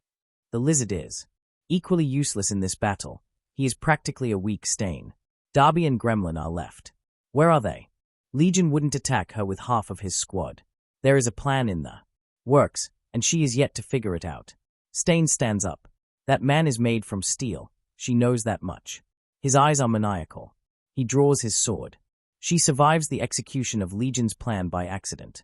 She is looking in the right direction, and she can see a sudden burst of light in the distance, on what looks like an apartment complex a few clicks from her position. Her instincts save her life. She arrays enough surfaces for them to intercept the incoming round. Despite it, shattering most of them. It wasn't a sniper rifle. Whatever it was, it packed enough punch that she would expect it from a heavy artillery round. It was a small caliber, but the impact was enormous. So, extremely high velocity, and that blink of light. Realization strikes. Did Gremlin just fire a railgun at her? Holy fuck. Those kids are crazy. If she didn't stop the round, it would probably pierce 1 or 2 buildings behind her. Eclipse now knows the engineer's position. If her hunch is correct, the missing League members are with her. She doesn't know how long Gremlin will be reloading, but she needs to move over and kill the engineer before that happens. But before that, she manages to sever Zealot's arm with a vertical slice. The hulking monstrosity stops for a few seconds, and she almost manages to decapitate it, but it jumps back. Stain charges in her direction. He quickly catches up with Decay and Vampire, but it doesn't matter anymore. Mine's crew falls on the ground, probably about to bleed out. Finally, she is free. She can move. She will now murder them all, one by one. Mine's crew is dying. Zealot is pushed back. She can hide behind a building so no more railguns from Gremlin. She can keep Stain at bay, and all that's left are pure melee fighters that she can rain death on from above. She will. Suddenly, she feels a slight pinch in her right side. Checkmate. Legion announces. She looks down to see a small cloud of blackness floating right next to her, and a small and somewhat mismatched and distorted syringe bullet dug deep into her suit.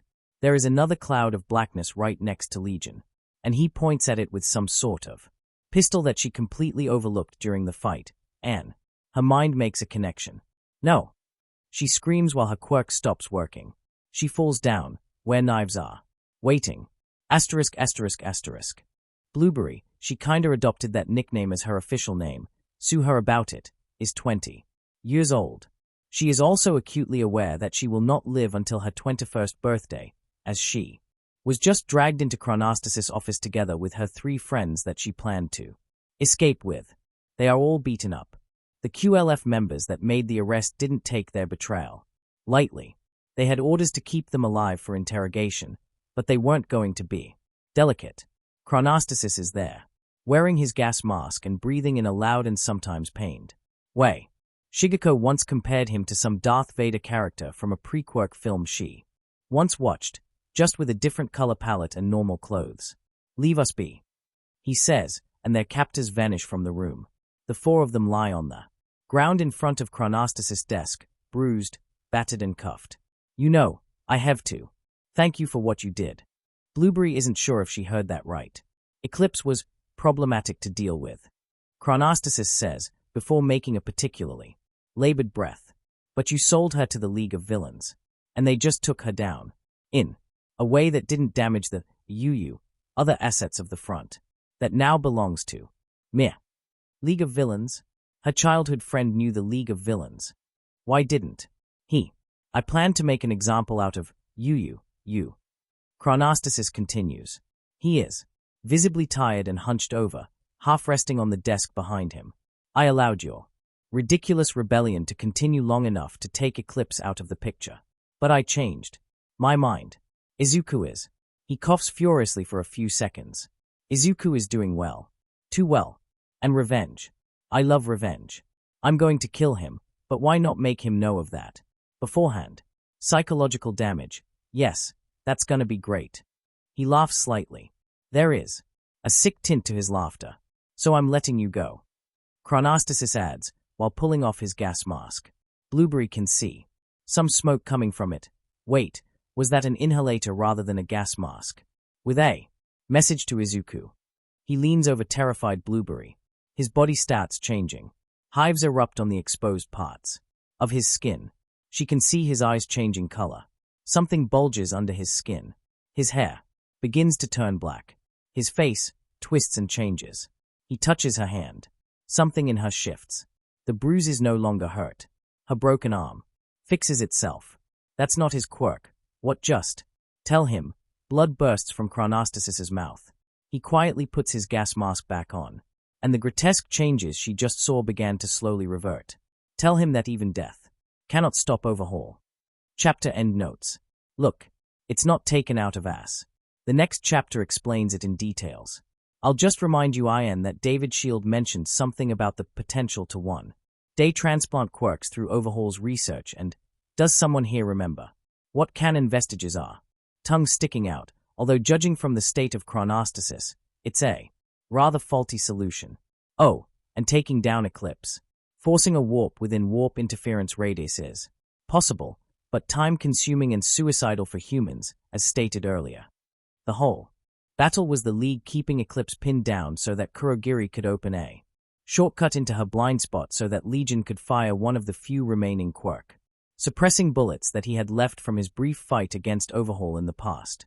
After all, League has a use for living Eclipse. This will be all for today. Next part coming soon, so please subscribe to get informed as soon as next part drops.